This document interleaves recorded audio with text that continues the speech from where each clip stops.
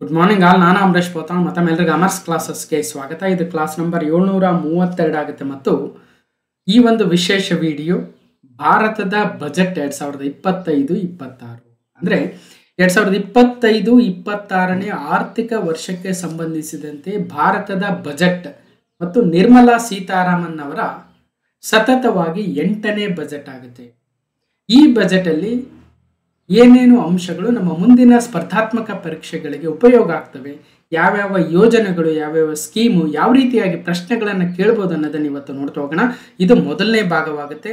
ಸುಮಾರು ಒಂದಷ್ಟು 15 MCQಗಳ ಮೂಲಕ ಮೊದಲನೇ ಭಾಗದಲ್ಲಿ ನಿಮಗೆ ಮಲ್ಟಿಪಲ್ ಚಾಯ್ಸ್ ಕ್ವಶನ್ಸ್ಗಳ ಮೂಲಕ ಎಕ್ಸಾಮಲ್ಲಿ ಯಾವ ರೀತಿಯಾಗಿ ಬರ್ಬೋದು, ಹೇಳಿಕೆಗಳ ಮುಖಾಂತರ ಯಾವ ರೀತಿಯಾಗಿ ಬರ್ತವೆ, 1 ಸರಿ 2 ಸರಿ, 1 ಮತ್ತು 2 ಸರಿ ಅಥವಾ ಎಲ್ಲವೂ ಸರಿ. ಸೊ ಈ ರೀತಿಯಾಗಿರ್ತಕ್ಕಂಥ ಹೇಳಿಕೆಗಳ ಮುಖಾಂತರ ನಿಮಗೆ ಪ್ರಶ್ನೆಗಳನ್ನು ತಂದು ಅವುಗಳನ್ನು ನೆನಪಲ್ಲಿಡ್ತಕ್ಕಂಥ ಪ್ರಯತ್ನವನ್ನು ಮಾಡ್ತಾ ಹೋಗ್ತಾ ಇದೀವಿ ಒಂದು ಕಡೆ.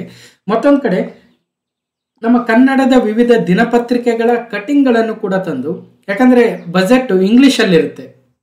ಸೊ ಹಾಗಾಗಿ ಕನ್ನಡ ಯಾರು ಪ್ರಿಫರ್ ಮಾಡ್ತಾ ಇರ್ತಾರೆ ಅವ್ರಿಗೂ ಕೂಡ ಅನುಕೂಲ ಆಗಲಿ ಅನ್ನೋ ಉದ್ದೇಶಕ್ಕೆ ಸೊ ಕನ್ನಡದ ದಿನಪತ್ರಿಕೆಗಳ ಕಟ್ಟಿಂಗನ್ನು ಕೂಡ ಅದೇ ಪ್ರಶ್ನೆಯ ಸಂದರ್ಭದಲ್ಲಿ ತಂದುಕೊಡ್ತಕ್ಕಂಥ ಪ್ರಯತ್ನ. ಇಲ್ಲದೆ ಹೋಗಿದ್ರೆ ನೆನ್ನೆನೇ ಒಂದು ವಿಡಿಯೋ ಮಾಡ್ಬೋದಾಗಿತ್ತು. ಆದರೆ ದಿನಪತ್ರಿಕೆಗಳ ಕಟ್ಟಿಂಗ್ಗಳಿಗೋಸ್ಕರ ವೆಯ್ಟ್ ಮಾಡ್ತಾ ಇವತ್ತು ಈ ಒಂದು ಮೊದಲನೇ ಭಾಗವನ್ನು ಮಾಡ್ತಾ ಇರ್ತಕ್ಕಂಥದ್ದು. ನಿರ್ಮಲಾ ಸೀತಾರಾಮನ್ ಅವರು 2019ನೇ ಸಾಲಿನಲ್ಲಿ ತಮ್ಮ ಚೊಚ್ಚಲ ಬಜೆಟನ್ನು ಮಂಡನೆ ಮಾಡ್ತಾರೆ. ಸುಮಾರು 128 ನಿಮಿಷ. ಅದಾದ ನಂತರ 2020ರಲ್ಲಿ 2ನೇ ಬಜೆಟು, 2021ರಲ್ಲಿ 3ನೇ ಬಜೆಟು ಮತ್ತು 2020ರ ಈ ಒಂದು 159 ನಿಮಿಷಗಳ ಬಜೆಟ್ ಏನಿದೆ ನಿರ್ಮಲಾ ಸೀತಾರಾಮನ್ ಅವರ 2ನೇ ಬಜೆಟು, ಅದು ಅತಿ ದೀರ್ಘಕಾಲದ ಬಜೆಟ್ ಆಗುತ್ತೆ. ಇಡೀ ಭಾರತದ ಬಜೆಟ್ ಭಾಷಣಗಳನ್ನು ತೆಗೆದುಕೊಂಡಾಗ ಅತಿ ದೀರ್ಘಕಾಲದ ಬಜೆಟ್ ಭಾಷಣ ಅಂದರೆ ಅದು ನಿರ್ಮಲಾ ಸೀತಾರಾಮನ್ ಅವರ ಬಜೆಟ್ 2020ರಲ್ಲಿ 159 ನಿಮಿಷಗಳ ಕಾಲದ್ದು. ನಂತರ 2022ರಲ್ಲಿ ತಮ್ಮ 4ನೇ ಬಜೆಟು, 2023ರಲ್ಲಿ 5, 2024ರಲ್ಲಿ 6ನೇ ಬಜೆಟು ಮತ್ತು 2024ರಲ್ಲಿ ಒಂದು ಮಧ್ಯಂತರ ಬಜೆಟನ್ನು ಕೂಡ ಮಂಡನೆ ಮಾಡ್ತಾರೆ. ಸೊ ಈಗ ಮತ್ತೊಂದು ಪೂರ್ಣ ಬಜೆಟು 2025ರದು. ಹೀಗೆ ಒಟ್ಟು 8 ಬಜೆಟ್ಗಳನ್ನು ಸತತವಾಗಿ ಮಂಡನೆ ಮಾಡಿ ದಾಖಲೆಯನ್ನು ಕೂಡ ನಿರ್ಮಿಸ್ತಾ ಇದ್ದಾರೆ.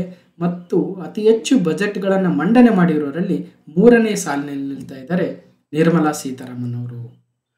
ಜೊತೆಗೆ ಬೇರೆ ಬೇರೆ ವಿಚಾರಗಳು ನೋಡಿ, ಅವರು ಬಜೆಟ್ ಮಂಡನೆಗೆ ತೊಟ್ಕೊಂಡು ಬಂದಿರತಕ್ಕಂಥ ಸೀರೆಯು ಕೂಡ ಒಂದು ವಿಶೇಷವಾಗಿರ್ತಕ್ಕಂಥದ್ದು. ಅದರ ಹೆಸರು ಮಧುಬಾನಿ ಸೀರೆ ಅಂತ ಕರಿತಾರೆ. ಅದನ್ನು ಪದ್ಮಶ್ರೀ ಅವಾರ್ಡ್ ವಿನ್ನರ್ ಒಬ್ಬರು ಅದನ್ನು ಕೊಡುಗೆಯಾಗಿ ಕೊಟ್ಟಿರ್ತಾರೆ. ಹಾಗಾಗಿ ಆ ಒಂದು ವಿಚಾರಗಳನ್ನು ಕೂಡ ನಾವು ನೆನಪಿಡಬೇಕಾಗುತ್ತೆ. ಯಾಕಂದರೆ ಮಧುಬಾನಿ ಸೀರೆ ಯಾವ ರಾಜ್ಯದ ವಿಶಿಷ್ಟವಾಗಿರ್ತಕ್ಕಂತಹ ಕೈಯಿಂದ ನೇಯ್ದ ಸೀರೆಯಾಗಿದೆ. ಸೊ ಹೀಗೆ ಸಾಕಷ್ಟು ವಿಶಿಷ್ಟ ಅಂಶಗಳನ್ನು ಕೂಡ ಇಲ್ಲಿ ಹೇಳ್ತಾ ಹೋಗ್ತೇನೆ. ಕಾಂಪಿಟೇಟಿವ್ ಎಕ್ಸಾಮ್ ಪರ್ಸ್ಪೆಕ್ಟಿವ್ ಅಲ್ಲಿ ಬನ್ನಿ. ಹಾಗಾದ್ರೆ ಸೊ ಮಧ್ಯಮ ವರ್ಗಕ್ಕೆ ಹಾರ, ಅಭಿವೃದ್ಧಿಗೆ ನೆರವಿನ ಬರ, ವಾರ್ಷಿಕ 12.75 ಲಕ್ಷ ರೂಪಾಯಿವರೆಗಿನ ವರಮಾನ ಇದ್ದವರಿಗೆ ಆದಾಯ ತೆರಿಗೆ ಇಲ್ಲ. ಸೊ ನಿನ್ನೆ ಆಲ್ಮೋಸ್ಟ್ ನ್ಯೂಸ್ಗಳಲ್ಲಿ ಅತಿ ಹೆಚ್ಚು ಕವರ್ ಆಗಿರ್ತಕ್ಕಂಥದ್ದು ಅಂದರೆ ಇನ್ಕಮ್ ಟ್ಯಾಕ್ಸ್ ಸ್ಲ್ಯಾಬು ಮತ್ತು ಇನ್ಕಮ್ ಟ್ಯಾಕ್ಸ್ ರಿಬೇಟು ಮತ್ತು ಒಟ್ಟಾರೆಯಾಗಿ ಸುಮಾರು 12 ಲಕ್ಷ ಆದಾಯ ಇರುವ ಪ್ರತಿಯೊಬ್ಬರಿಗೂ ಕೂಡ ನಿಲ್ ಇನ್ಕಮ್ ಟ್ಯಾಕ್ಸ್. ಅದನ್ನು ಮುಂದಿನ ಭಾಗಗಳಲ್ಲಿ ನಾನು ವಿತ್ ಎಕ್ಸಾಂಪಲ್ ಹೇಳ್ತಾ ಹೋಗ್ತೀನಿ. ಚುನಾವಣೆ ಎದುರಿಸಲಿರುವ ಬಿಹಾರಕ್ಕೆ ಅಗ್ರ ತಾಂಬೂಲ. ಸೊ ಈ ವರ್ಷದ ಕೊನೆಯಲ್ಲಿ ಬಿಹಾರದಲ್ಲಿ ಚುನಾವಣೆ ಬರುತ್ತೆ ಅಂತ. ಹಾಗಾಗಿ ಡೆಫಿನೆಟ್ಲಿ ಬಿಹಾರದ ಮುಖ್ಯಮಂತ್ರಿಗಳು ನಿತೀಶ್ ಕುಮಾರ್ ಅವರ JDU ಪಕ್ಷ ಮತ್ತು ಆಂಧ್ರ ಪ್ರದೇಶದ ಚಂದ್ರಬಾಬು ನಾಯ್ಡುರವರ TDP ಪಕ್ಷ ಇವರಿಗೆ ಅಂದರೆ ಕೇಂದ್ರದ NDA ಸರ್ಕಾರಕ್ಕೆ ಬೆಂಬಲವನ್ನು ಕೊಟ್ಟಿರೋದ್ರಿಂದ ಹಾಗಾಗಿ ಅವರಿಗೆ ಹೆಚ್ಚಿನ ಒಂದು ಅನುಕೂಲವನ್ನು ಮಾಡಿಕೊಡ್ತಾ ಇದ್ದಾರೆ. ಸೊ ಕಳೆದ ಬಜೆಟಲ್ಲೂ ಮತ್ತು ಈ ಬಜೆಟಲ್ಲೂ ಕೂಡ ಅದು ಕಂಟಿನ್ಯೂ ಆಗ್ತಾ ಇದೆ. ಅಭಿವೃದ್ಧಿ ಕಾರ್ಯಗಳಿಗೆ ಅನುದಾನದ ಕೊರತೆ, ಕೃಷಿ, ಸಣ್ಣ ಕೈಗಾರಿಕೆ, ಹೂಡಿಕೆ ಮತ್ತು ರಫ್ತು ಅಭಿವೃದ್ಧಿಯ 4 ಎಂಜಿನ್ಗಳಾಗಿ ಘೋಷಣೆ. ಇಲ್ಲಿ 4 ಎಂಜಿನ್ಗಳಂತ ಬರುತ್ತೆ, ಮುಂದೆ ಹೇಳ್ತೀನಿ. ವಿತ್ತೀಯ ಕೊರತೆ 4.4% ತಗ್ಗಿಸುವ ಗುರಿ ಅಂದರೆ ಫಿಸ್ಕಲ್ ಡೆಫಿಸಿಟ್. ಅಂದರೆ ಒಟ್ಟಾರೆಯಾಗಿ ನಮ್ಮ GDP ಎಷ್ಟಿದೆ, ನಮ್ಮ ಆದಾಯ, ನಮ್ಮ ವೆಚ್ಚ. ಹಾಗಾದರೆ ನಮ್ಮ GDPಯ ಗಾತ್ರಕ್ಕೆ ತಕ್ಕಂತೆ ವೆಚ್ಚದ ಕೊರತೆ ಎಷ್ಟಾಗುತ್ತೆ. ಸೊ ಅವೆಲ್ಲವನ್ನು ಕೂಡ ನೋಡ್ತಾ ಹೋಗೋಣ. ರೈತರ ನೆರವಿಗೆ ಪ್ರಧಾನಮಂತ್ರಿ ಧನಧಾನ್ಯ ಯೋಜನೆ ಹೊಸ ಸ್ಕೀಮ್ ಆಗುತ್ತೆ. Very very important.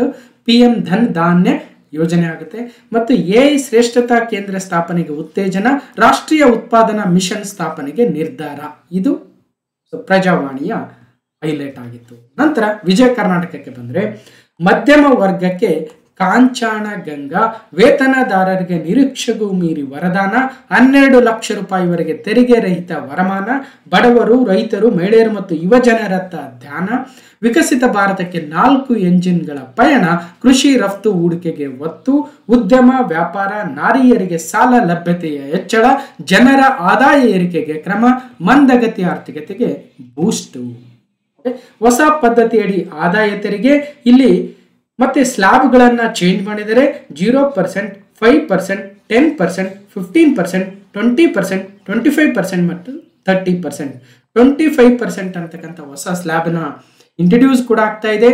ಅದರ ಸ್ಲ್ಯಾಬ್ ಡೀಟೇಲ್ಸ್ ಅನ್ನು ಮುಂದಿನ ಭಾಗಗಳಲ್ಲಿ ನೋಡೋಣ. ಹಬ್ಬ ಟ್ಯಾಕ್ಸ್ ರಿಲೀಫ್, ಬಾಡಿಗೆ ಆದಾಯದ ಮೇಲೆ TDS ಮಿತಿ 6 ಲಕ್ಷಕ್ಕೆ ಏರಿಕೆ, ಹಿರಿಯರಿಗೆ TDS ನಿರಾಳ, 200 ವಂದೇ ಭಾರತ್ ರೈಲು, ಅಭಿವೃದ್ಧಿಗೆ ಗ್ಯಾನ್ ಎನ್ನುವ ಮಂತ್ರ, ಅಂದರೆ ಬಜೆಟ್ಗಳಲ್ಲಿ ಗರೀಬ್ ಗ್ಯಾನ್, ಯೂತ್ ವೈ, ಅನ್ನದಾತ ಎ ಮತ್ತು ನಾರಿ, ಹೀಗೆ ಗ್ಯಾನ್ ಎನ್ನುವ ವರ್ಗಕ್ಕೆ ಆದ್ಯತೆ, 120 ಮಾರ್ಗಗಳಲ್ಲಿ ಉಡಾನ್. ಹೀಗೆ ಸಾಕಷ್ಟು ಅಂಶಗಳನ್ನು ಇವತ್ತಿನ 2025-26ನೇ ಸಾಲಿನ ಭಾರತದ ಬಜೆಟ್ ಅಥವಾ ಯೂನಿಯನ್ ಬಜೆಟ್ ಅಂತ ಏನು ಕರಿತೀವಿ ಅದರ ಮೊದಲನೇ ಭಾಗವನ್ನು ಇವತ್ತು ನೋಡ್ತಾ ಹೋಗ್ತೀವಿ. ನಾನು ಅಮರೇಶ್ ಪೋತ್ನಾಳ್. ಅಮರ್ಸ್ ಕ್ಲಾಸಸ್ ಅಂತಕ್ಕಂಥ ಯೂಟ್ಯೂಬ್ ಚಾನಲ್ ಇದೆ, ಜೊತೆಗೆ ಅಮರ್ಸ್ ಕ್ಲಾಸಸ್ ಅಂತಕ್ಕಂಥ ಟೆಲಿಗ್ರಾಮ್ ಚಾನಲ್ ಕೂಡ ಇದೆ, ಮತ್ತು ಇಲ್ಲಿ ಒಂದು ಕಿರು ಪರಿಚಯ ಕೂಡ ಇದೆ ಅಂತ ಹೇಳ್ತಾ, ಸೊ ಈಗ ಆಲ್ರೆಡಿ ನೋಡಿದ್ವಿ ಏನೇನು ಹೈಲೈಟ್ಸ್ ಆಗುತ್ತೆ ಅಂತ. ಇವೆಲ್ಲವನ್ನು ಕೂಡ ನಾವು ಇವತ್ತು MCQಗಳ ಮುಖಾಂತರ ನೋಡ್ತಾ ಹೋಗೋಣ. ಮೊದಲನೇ MCQ ಕ್ವಶನ್ ನಂಬರ್ 1. ಇದು ನಿರ್ಮಲಾ ಸೀತಾರಾಮನ್ ಅವರು ಮಂಡಿಸುತ್ತಿರುವ ಎಷ್ಟನೇ ಬಜೆಟ್ ಆಗಿದೆ?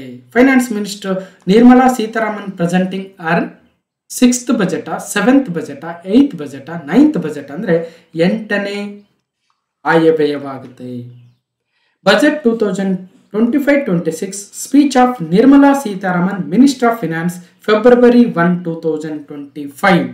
Okay, Honorable Speaker, I present the budget for the 2025-26 ಅಂತ ತಮ್ಮ 8ನೇ ಬಜೆಟ್ ಅಲ್ಲಿ ನಿರ್ಮಲಾ ಸೀತಾರಾಮನ್ ಅವರು ಸತತವಾಗಿ 8 ಬಜೆಟ್ಗಳನ್ನು ಮಂಡಿಸುತ್ತಾ ಸ್ಪೀಕರ್ ಅವರನ್ನು ಕುರಿತು ನಮ್ಮ ಸಂಸತ್ತಿನಲ್ಲಿ ಲೋಕಸಭೆಯಲ್ಲಿ ತಮ್ಮ 8ನೇ ಬಜೆಟ್ ಅನ್ನ ನಿನ್ನೆ ಮಂಡನೆ ಮಾಡಿದ್ರು.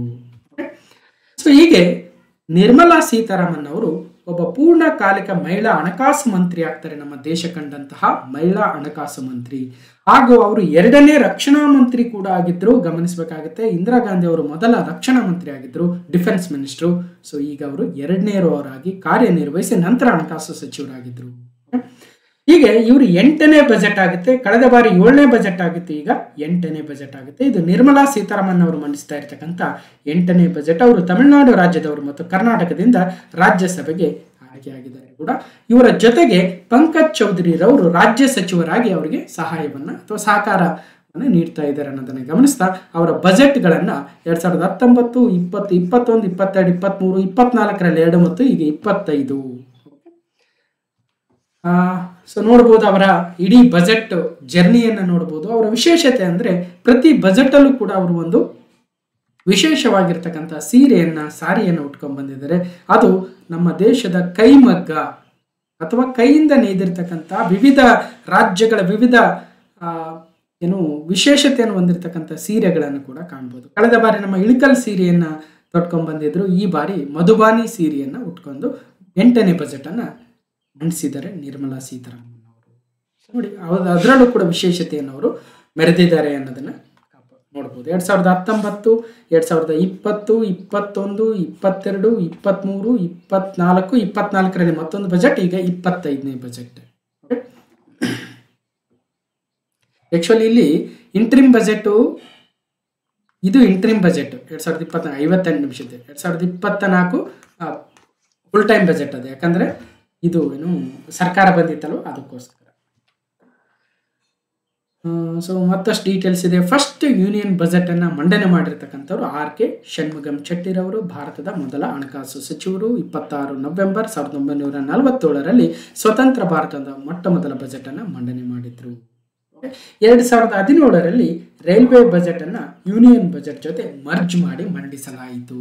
ಅಲ್ಲಿವರೆಗೂ 2 ಬಜೆಟ್ಗಳಿತ್ತು ಅನ್ನೋದನ್ನ ಗಮನಿಸಬೇಕು. ಮತ್ತು longest budget speech in India ಅಂದರೆ ಇನ್ ಟರ್ಮ್ಸ್ ಆಫ್ ವರ್ಡ್ಸ್ ಅಂದರೆ 18,650 ಪದಗಳುಳ್ಳ ಬಜೆಟನ್ನು 1991ರಲ್ಲಿ ಮಾಜಿ ಪ್ರಧಾನಮಂತ್ರಿಗಳು ಮಾಜಿ ಹಣಕಾಸು ಸಚಿವರಾಗಿರ್ತಕ್ಕಂಥ ಮನಮೋಹನ್ ಸಿಂಗ್ ಅವರು ಮಂಡಿಸಿದ್ರು ಅನ್ನೋದನ್ನು ಇಲ್ಲಿ ಜ್ಞಾಪಿಸ್ಕೋಬಹುದು.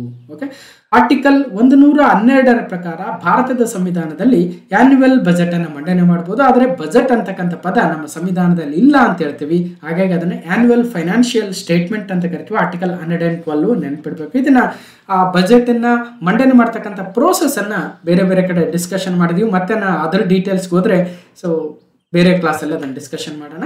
ಮತ್ತು ಇಲ್ಲೇನಂದ್ರೆ ಫೆಬ್ರವರಿಯ ಮೊದಲ ದಿನ ಇದನ್ನ ಪ್ರಸ್ತುತಪಡಿಸ್ತಾ ಇದ್ದಾರೆ. ಏಪ್ರಿಲ್ನಲ್ಲಿ ಹೊಸ ಆರ್ಥಿಕ ವರ್ಷ ಆರಂಭವಾಗುವುದರಿಂದ ಅದನ್ನ ಕಾರ್ಯರೂಪಕ್ಕೆ ತರಲು ಸಾಕಷ್ಟು ಸಮಯ ಸಿಗುತ್ತೆ ಅನ್ನೋ ಉದ್ದೇಶದಿಂದ ಈ ಹಿಂದೆ ಎಲ್ಲ ಫೆಬ್ರವರಿ ಕೊನೆಯ ಕೆಲಸ ದಿನದಂದು ಸಂಸತ್ತಿನಲ್ಲಿ ಹಣಕಾಸು ಸಚಿವರು ಮಂಡನೆಯನ್ನು ಮಾಡ್ತಾ ಇದ್ರು. ಆ ಪರಿಪಾಠವನ್ನ ಸ್ವಲ್ಪ ಪ್ರೀಪೋನ್ ಮಾಡಿಕೊಂಡು ಫೆಬ್ರವರಿ ತಿಂಗಳ ಮೊದಲ ದಿನಕ್ಕೆ ಇದನ್ನ ನಿಗದಿಪಡಿಸಿಕೊಂಡಿದ್ದಾರೆ. ಗಮನಿಸಬೇಕಾಗುತ್ತೆ. ಇನ್ನು ಒಟ್ಟಾರೆಯಾಗಿ ಸ್ವತಂತ್ರ ಭಾರತದಲ್ಲಿ ಇದು 75ನೇ ವಾರ್ಷಿಕ ಬಜೆಟ್ ಆಗುತ್ತೆ. ಈ 75 ವಾರ್ಷಿಕ ಬಜೆಟ್ ಮತ್ತು 15 ಮಧ್ಯಂತರ ಬಜೆಟ್ಗಳು ಬಂದಿದ್ದಾವೆ. 4 ವಿಶೇಷ ಬಜೆಟ್ಗಳು ಅಥವಾ ಮಿನಿ ಬಜೆಟ್ಗಳು ಕೂಡ ಮಂಡನೆಯಾಗಿದ್ದಾವೆ. ಇನ್ನು ಬಜೆಟ್ಗಳನ್ನು ಮಂಡನೆ ಮಾಡಿರ್ತಕ್ಕಂಥವರ ಪಟ್ಟಿಯನ್ನು ನೋಡೋದಾದ್ರೆ ಮಾಜಿ ಪ್ರಧಾನಮಂತ್ರಿಗಳು ಮೊರಾರ್ಜಿ ದೇಸಾಯಿರವರು ಒಟ್ಟು 10 ಬಜೆಟ್ಗಳನ್ನು ಮಂಡನೆ ಮಾಡಿದ್ದಾರೆ. ನಂತರ ಪಿ ಚಿದಂಬರಂ ಅವರು 8 ಮತ್ತು ಪ್ರಣಬ್ ಮುಖರ್ಜಿರವರು 8 ಹಾಗೂ ನಿರ್ಮಲಾ ಸೀತಾರಾಮನ್ ಅವರದು ಕೂಡ ಇದು 8ನೇ ಬಜೆಟ್ ಆಗಿತ್ತು. ಯಶವಂತ್ ಸಿನ್ಹಾ, ಯಶವಂತರಾವ್ ಚೌಹಾಣ್, ಸಿ ಡಿ ದೇಶಮುಖ್ ಅವರು ತಲಾ 7 ಬಜೆಟ್ಗಳನ್ನ, ಮನಮೋಹನ್ ಸಿಂಗ್ ಮತ್ತು ಟಿ ಟಿ ಕೃಷ್ಣಮಾಚಾರ್ಯರವರು 6 ಬಜೆಟ್ಗಳನ್ನ ಮಂಡನೆ ಮಾಡಿದ್ದಾರೆ. ಓಕೆ, 2000ನೇ ಇಸ್ವಿಯವರೆಗೆ ಸಂಜೆ 5 ಗಂಟೆಗೆ ಬಜೆಟ್ ಅನ್ನ ಮಂಡನೆ ಮಾಡಲಾಗ್ತಾ ಇತ್ತು. ಅದಕ್ಕೆ ಕಾರಣ ಏನಂದ್ರೆ ಬ್ರಿಟನ್ ಮತ್ತು ಭಾರತದ ಸಮಯವನ್ನ ಸರಿದೂಗಿಸೋದಕ್ಕೆ ನಂತರ ಅದನ್ನ ಬೆಳಿಗ್ಗೆ 11 ಗಂಟೆಗೆ ನಿಗದಿಪಡಿಸುವ ಪರಿಪಾಠವನ್ನ ತರಲಾಯಿತು. ಇನ್ನು ಅತ್ಯಧಿಕ ಬಜೆಟ್ಗಳನ್ನು ಮಂಡನೆ ಮಾಡಿರ್ತಕ್ಕಂಥ ಕೀರ್ತಿ ವಿತ್ತ ಮಂತ್ರಿ ಪ್ರಧಾನಿಯಾಗಿದ್ದ ಮೊರಾರ್ಜಿ ದೇಸಾಯಿರವರಿಗೆ ಸಲ್ಲುತ್ತೆ 10 ಬಾರಿ. ನೋಡೋಣ ನಿರ್ಮಲಾ ಸೀತಾರಾಮನ್ ಅವರು ಅವರ ದಾಖಲೆಯನ್ನೇನಾದರೂ ಮುರಿಬಹುದಾ ಅಂದ್ರೆ ಎಲ್ಲ ಲಕ್ಷಣ ಅಂತೂ ಇದೆ. ಯಾಕಂದ್ರೆ ಈಗ 2024 2024ರಲ್ಲಿ ಆಯಿತು. 2025, 2026, 2027, 2028, 2029ಕ್ಕೆ ಮತ್ತೆ ಎಲೆಕ್ಷನ್ ನಡೆಯುತ್ತೆ. ಅಲ್ಲಿವರೆಗೂ ಅವಕಾಶ ಇದೆ. ಪ್ರಧಾನಮಂತ್ರಿಗಳು ಹಣಕಾಸು ಸಚಿವರನ್ನ ಬದಲಾವಣೆ ಮಾಡ್ತಕ್ಕಂಥ ಅಧಿಕಾರ ಕೂಡ ಇರುತ್ತೆ, ಅದು ಬೇರೆ ವಿಚಾರ. ಇನ್ನು ನಿರ್ಮಲಾ ಸೀತಾರಾಮನ್ ಅವರು 2020ರಲ್ಲಿ ಮಂಡನೆ ಮಾಡಿದ 160 ನಿಮಿಷಗಳ ಅತಿ ದೀರ್ಘ ಬಜೆಟ್ ಇದುವರೆಗೆ ಸ್ವತಂತ್ರ ಭಾರತದ ಅತಿ ದೊಡ್ಡ ಬಜೆಟ್ ಆಗುತ್ತೆ ಲೆಂತ್ ವೈಸು. ಇನ್ನು ಪದಗಳನ್ನ ಕನ್ಸಿಡರ್ ಮಾಡಿದಾಗ ಮನಮೋಹನ್ ಸಿಂಗ್ ಅವರು 18,600 ಪದಗಳು. ಓಕೆ, ಹೀಗೆ ಬಜೆಟ್ ಮಂಡನೆಗೆ ನಿರ್ಮಲಾ ಸೀತಾರಾಮನ್ ಅವರು ಈ ಸಾರಿ ತೆಗೆದುಕೊಂಡ ಅವಧಿ 75 ನಿಮಿಷ ಮಾತ್ರ. ಅತಿ ದೀರ್ಘ ಮತ್ತು ಅತಿ ಕಡಿಮೆ ಕೇಂದ್ರ ಬಜೆಟ್ ಅಂತ ಬಂದಾಗ 1977ರಲ್ಲಿ ಅಂದಿನ ಹಣಕಾಸು ಸಚಿವರಾಗಿದ್ದ ಈರುಬಾಯ್ ಎಂ ಪಟೇಲ್ ಅವರು ಕೇವಲ 800 ಪದಗಳ ಬಜೆಟ್ ಭಾಷಣವನ್ನು ಮಾಡಿ ಕೆಲವೇ ನಿಮಿಷಗಳಲ್ಲಿ ಮುಗಿಸಿದ್ರು. ಅದು ಅತಿ ಕಡಿಮೆ ಅವಧಿಯ ಮತ್ತು ಅತಿ ಕಡಿಮೆ ಪದಗಳುಳ್ಳ ಬಜೆಟ್ ಆಗುತ್ತೆ.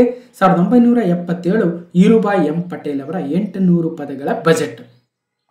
ಇನ್ನು ಅತಿ ದೀರ್ಘ ಅವಧಿಯ ಬಜೆಟ್ ಅಂದ್ರೆ ಸಮಯವನ್ನು ತೆಗೆದುಕೊಂಡಾಗ ನಿರ್ಮಲಾ ಸೀತಾರಾಮನ್ ಅವರು 2020ರಲ್ಲಿ 2 ತಾಸು 42 ನಿಮಿಷಗಳ ಅತಿ ದೀರ್ಘ ಬಜೆಟ್ ಆಗುತ್ತೆ. ಇನ್ನು ಪದಗಳು ಅಂತ ತೆಗೆದುಕೊಂಡಾಗ 1991ರಲ್ಲಿ ಅಂದಿನ ಹಣಕಾಸು ಸಚಿವರಾಗಿದ್ದ ಡಾಕ್ಟರ್ ಮನಮೋಹನ್ ಸಿಂಗ್ ಅವರು 18,600 ಪದಗಳನ್ನು ಬಳಕೆ ಮಾಡಿದ್ದಾರೆ. ಗಮನಿಸಬೇಕು. ಇನ್ನು ನಿರ್ಮಲಾ ಸೀತಾರಾಮನ್ ಅವರು ಅತಿ ಹೆಚ್ಚು ಕನ್ಸಿಕ್ಯೂಟಿವ್ ಬಜೆಟ್ಗಳನ್ನು ಅಂದರೆ ಸತತವಾಗಿ 8 ಬಜೆಟ್ಗಳನ್ನು ಮಂಡನೆ ಮಾಡಿ ದಾಖಲೆಯನ್ನು ಬರೆದಿದ್ದಾರೆ. ಸತತವಾಗಿ, ಅದು ಗಮನಿಸಬೇಕು. ಅತಿ ಹೆಚ್ಚು ಅಂದ್ರೆ ಮೊರಾರ್ಜಿ ದೇಸಾಯಿ ಅವರು 10 ಬಜೆಟ್, ಬಟ್ ಕಂಟಿನ್ಯೂಸ್ ಆಗಿ ಅಂದ್ರೆ ನಿರ್ಮಲಾ ಸೀತಾರಾಮನ್ ಅವ್ರದ್ದೇ ಹೈಯೆಸ್ಟ್ ಇದೆ 8 ಬಜೆಟ್. 2ನೇ ಸ್ಥಾನದಲ್ಲಿ ಮೊರಾರ್ಜಿ ದೇಸಾಯಿ ರವರಿದ್ದಾರೆ. ಇನ್ನು ಒಟ್ಟಾರೆ ಬಜೆಟ್ಸ್ ಅಂದಾಗ ಮೊರಾರ್ಜಿ ದೇಸಾಯಿ ರವರು 10, ಪಿ ಚಿದಂಬರಂ ಅವರು 9, ನಿರ್ಮಲಾ ಸೀತಾರಾಮನ್ ಅವರು 8, ಪ್ರಣಬ್ ಮುಖರ್ಜಿ ರವರು 8, ಯಶವಂತ್ ಸಿನ್ಹಾ ರವರು 8 ಅಂತ ಕೊಟ್ಟಿದ್ದಾರೆ. ಕೆಲವೊಂದು ಕಡೆ 7 ಅಂತ ಕೊಟ್ಟಿದ್ದಾರೆ. ಸ್ವಲ್ಪ ಚೆಕ್ ಮಾಡ್ಕೊಳ್ಳಿ. ಇರಲಿ, ನಮಗೆ ಎಕ್ಸಾಮಲ್ಲಿ ಕೇಳಿದರೆ ಹೈಯೆಸ್ಟ್ ಯಾರು ಮತ್ತು ಕಂಟಿನ್ಯೂಸ್ ಆಗಿ ಯಾರು ಹೈಯೆಸ್ಟ್ ಅಂತ ಕೇಳ್ಬೋದು ಅಷ್ಟೇ. ಅದು ಬಿಟ್ಟು ಪ್ರತಿಯೊಬ್ಬರದ್ದು ಕೇಳಲ್ಲ. ಜಸ್ಟ್ ಫಾರ್ ಎ ಕಂಪ್ಲೀಟ್ನೆಸ್ ಕೊಟ್ಟಿರ್ತಕ್ಕಂಥದ್ದು. ರೈಟ್? ಓಕೆ. ಇನ್ನು ಇನ್ನೊಂದು ವಿಚಾರ, ದುಲಾರಿ ದೇವಿರವರು ನೀಡಿರ್ತಕ್ಕಂತಹ ಮಧುಬಾನಿ ಪೇಂಟಿಂಗ್ ಸೀರೆಯನ್ನು ಧರಿಸಿ ಸಚಿವ ನಿರ್ಮಲಾ ಸೀತಾರಾಮನ್ ಅವರು ಇವತ್ತು ಬಜೆಟ್ ಅನ್ನ ಮಂಡನೆ ಮಾಡಿದರು. ಮಧುಬಾನಿ, ಇದು ಇಂಪಾರ್ಟೆಂಟ್. ಮಧುಬಾನಿ ಪೇಂಟಿಂಗ್ ಯಾವ ರಾಜ್ಯದ್ದು? ಮಧುಬನಿ ಪೇಂಟಿಂಗ್ ರಚಿಸಿದ ಸೀರೆಯನ್ನ ಹುಟ್ಟು ಬಂದು ಹಣಕಾಸು ಸಚಿವೆ ನಿರ್ಮಲಾ ಸೀತಾರಾಮನ್ ಅವರು ಶನಿವಾರ ಬಜೆಟ್ ಅನ್ನು ಮಂಡನೆ ಮಾಡಿದ್ರು. ಇದನ್ನ ಉಡುಗೊರೆಯಾಗಿ ಯಾರು ನೀಡಿದ್ರು ಅಂದರೆ ಪದ್ಮಶ್ರೀ ಪುರಸ್ಕೃತೆ ದುಲಾರಿ ದೇವಿರವರು ನೀಡಿದ್ರು. ಅವರ ಕನಸು ಕೊನೆಗೂ ನನಸಾಗಿದೆ. 2 ತಿಂಗಳ ಹಿಂದೆ ಮಧುಬನಿಯ ಮಿಥಿಲಾ ಆರ್ಟ್ ಇನ್ಸ್ಟಿಟ್ಯೂಟ್ಗೆ ಅವರು ಭೇಟಿ ನೀಡಿದ್ರು ನಿರ್ಮಲಾ ಸೀತಾರಾಮನ್ ಅವರು. ಅಂದು ಆ ಸೀರೆಯನ್ನ ಉಡುಗೊರೆಯಾಗಿ ನೀಡಿ ಅದನ್ನ ಬಜೆಟ್ ಮಂಡನೆ ಮಾಡುವಾಗ ನೀವು ಧರಿಸಿ ಅಂತ ರಿಕ್ವೆಸ್ಟ್ ಮಾಡಿದ್ರಂತೆ. ಯಾರು? ದುಲಾರಿ ದೇವಿರವರು. ಅದನ್ನ ಈಡೇರಿಸಿದ್ದಾರೆ ನಿರ್ಮಲಾ ಸೀತಾರಾಮನ್ ಅವರು. ಮೀನಿನ ರಚನೆಯ ಎಂಬ್ರಾಯ್ಡರಿ, ಚಿನ್ನದ ಅಂಚು ಹೊಂದಿದ ಕೆನೆಬಣ್ಣದ ಸೀರೆ, ಕೆಂಪು ಬಣ್ಣದ ರವಿಕೆ ಧರಿಸಿ ಬಂದಿದ್ರು. ಅದು ಮಧುಬನಿ ಪೇಂಟಿಂಗ್ನ ವಿಶೇಷತೆಯಾಗುತ್ತೆ. ಮಿಂಚಿದ ಬೆಂಗಳೂರು ರೇಷ್ಮೆ, ಬಿಹಾರದ ಮಧುಬನಿ ಸೀರೆ. ಈ ಸಾರಿ ಬೆಂಗಳೂರು ರೇಷ್ಮೆಯಿಂದ ನೇಯ್ದ ಬಿಹಾರದ ಮಧುಬನಿ ಕಲೆಯ ಬಿಳಿ ಸೀರೆ. ಹಾಗಾದ್ರೆ ರೇಷ್ಮೆ ಬಳಸಿದ್ದು ನಮ್ಮ ಕರ್ನಾಟಕದ ರೇಷ್ಮೆಯನ್ನು ಬಳಸಿ ಮಧುಬನಿ ಕಲೆಯನ್ನ ಬಳಸಿ ಆ ಪೇಂಟಿಂಗ್ ಅನ್ನ ಮಾಡಿ ಆ ಸೀರೆಯನ್ನ ರೆಡಿ ಮಾಡಿದ್ರು. 8ನೇ ಬಜೆಟ್ ಅಲ್ಲಿ ಅದನ್ನ ಉಟ್ಕೊಂಡವರು ಬಜೆಟ್ ಅನ್ನ ಮಂಡನೆ ಮಾಡಿದ್ರು. ಮಧುಬನಿ ಕಲೆ ಸುದೀರ್ಘ ಇತಿಹಾಸವನ್ನು ಹೊಂದಿದೆ. ಉತ್ತರ ಭಾರತದಲ್ಲಿ ಅದರಲ್ಲೂ ಕೂಡ ಬಿಹಾರ ಭಾಗದಲ್ಲಿ ಈ ಕಲೆಗೆ ಇವತ್ತಿಗೂ ಕೂಡ ಜನಜನಿತವಾಗಿದೆ. ಗಮನಿಸಬಹುದು ವಿಶೇಷತೆ. ಸೊ ಇದನ್ನ ದುಲಾರಿ ದೇವಿರವರು ಪದ್ಮಶ್ರೀ ವಿಜೇತೆ ಅವರು ಈ ಒಂದು ಸೀರೆಯನ್ನ ಗಿಫ್ಟ್ ಆಗಿ ಕೊಟ್ಟಿದ್ರಂತೆ.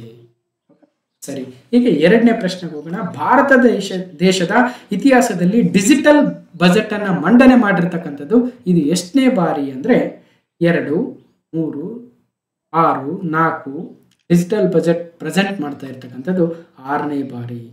2021ರಲ್ಲಿ ಕೋವಿಡ್ ಸಂದರ್ಭದಲ್ಲಿ ನಾವ್ಯಾರು ಪೇಪರ್ಗಳನ್ನ ಮುಟ್ಟಂಗಿರ್ಲಿಲ್ಲ, ಒಬ್ರು ಮುಟ್ಟಿದ್ರೆ ಇನ್ನೊಬ್ರು ಮುಟ್ಟಂಗಿರ್ಲಿಲ್ಲ ಅಲ್ವಾ, ಅಂತ ಸಂದರ್ಭದಲ್ಲಿ ಫಸ್ಟ್ ಟೈಮ್ ಡಿಜಿಟಲ್ ಬಜೆಟ್ ಅನ್ನ ಮಂಡನೆ ಮಾಡಿದ. ಅಂದ್ರೆ ಟ್ಯಾಬ್ಲೆಟ್ ಅಲ್ಲಿ PDF ಹಾಕೊಂಡ್ಬಂದು ಓದೋದು, ಅದು ಡಿಜಿಟಲ್ ಬಜೆಟ್ ಅಂತ. ಹೀಗೆ 2021 ಆಯ್ತು, ನಂತರ 2022 ಆಯ್ತು, ನಂತರ 2023 ಆಯ್ತು, 2024ರಲ್ಲಿ ಇಂಟರಿಮ್ ಬಜೆಟ್ ಬಂತು, ನಂತರ 2024ರಲ್ಲಿ ಫುಲ್ ಟೈಮ್ ಬಜೆಟ್, ನಂತರ 2025. ಈಗ 1, 2, 3, 4, 5, 6 6ನೇ ಡಿಜಿಟಲ್ ಬಜೆಟ್ ಆಗುತ್ತೆ.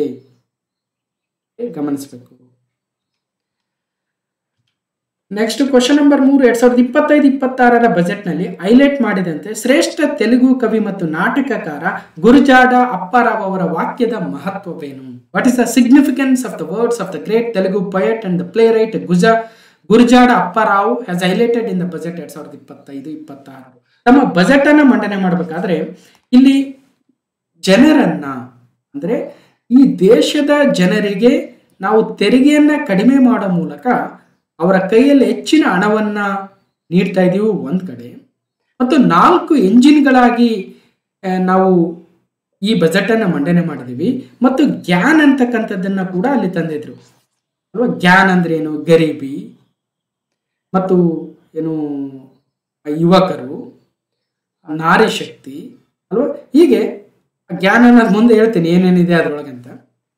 ಇಂತಹ ಯುವ ಸಮುದಾಯವನ್ನ, ಮಹಿಳಾ ಸಮುದಾಯವನ್ನ ಮತ್ತು ನಾರಿ ಶಕ್ತಿಯನ್ನ, ಬಡವರನ್ನ ಉನ್ನತೀಕರಿಸಬೇಕನ್ನೋ ಉದ್ದೇಶದಿಂದ ಇಟ್ಕೊಂಡು ಒಟ್ಟಾರೆಯಾಗಿ ಭಾರತ ದೇಶದ ಜನರ ಕೈಯಲ್ಲಿ ಹೆಚ್ಚಿನ ಹಣದ ಹರಿವನ್ನ ನೀಡತಕ್ಕಂತಹ ಪ್ರಮುಖ ಅಂಶವನ್ನೇ ಈ ಬಜೆಟ್ ಅಲ್ಲಿ ನಾವು ನೋಡ್ತಾ ಹೋದ್ವಿ. ಹಾಗಾಗಿ ಈ ಶ್ರೇಷ್ಠ ತೆಲುಗು ಕವಿ ಮತ್ತು ನಾಟಕಕಾರರಾಗಿರ್ತಕ್ಕಂಥ ಗುರುಜಾಡ ಅಪ್ಪಾರಾವ್ ಅವರ ಒಂದು ವಾಕ್ಯವನ್ನ ಅಲ್ಲಿ ಬಹಳ ಚೆನ್ನಾಗಿ ಬಳಸಿದ್ರು. ಆ ವಾಕ್ಯದ ಮಹತ್ವವೇನಂತ ನೋಡ್ತಾ ಹೋಗೋಣ. The great Telugu poet and playwright Gurajada Apparao had said, ದೇಶమంటే మట్టి కాదో దేశమంటే మనుషులోయ్. ನೋಡಿ, ದೇಶమంటే మట్టి కాదో ದೇಶమంటే ಮನುಷ್ಯಲೋಯ್ ಅಂತ ಕವಿ ಗುರುಜಾಡ ಅಪ್ಪಾರಾವ್ ಅವರು ಹೇಳ್ತಾರೆ. ಅಂದ್ರೆ A country is not just it's soil, A country is it's people.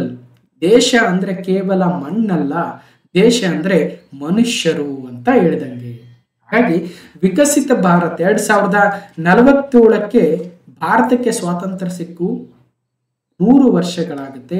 ಆ 100 ವರ್ಷದ ಸಂದರ್ಭಕ್ಕೆ ತಕ್ಕಂತೆ ನಾವು ಕೇವಲ ದೇಶ ಅಂದ್ರೆ ಮಣ್ಣಂದ್ರೆ ಅಲ್ಲ, ದೇಶ ಅಂದ್ರೆ ಜನ, ದೇಶ ಅಂದ್ರೆ ಮನುಷ್ಯರು.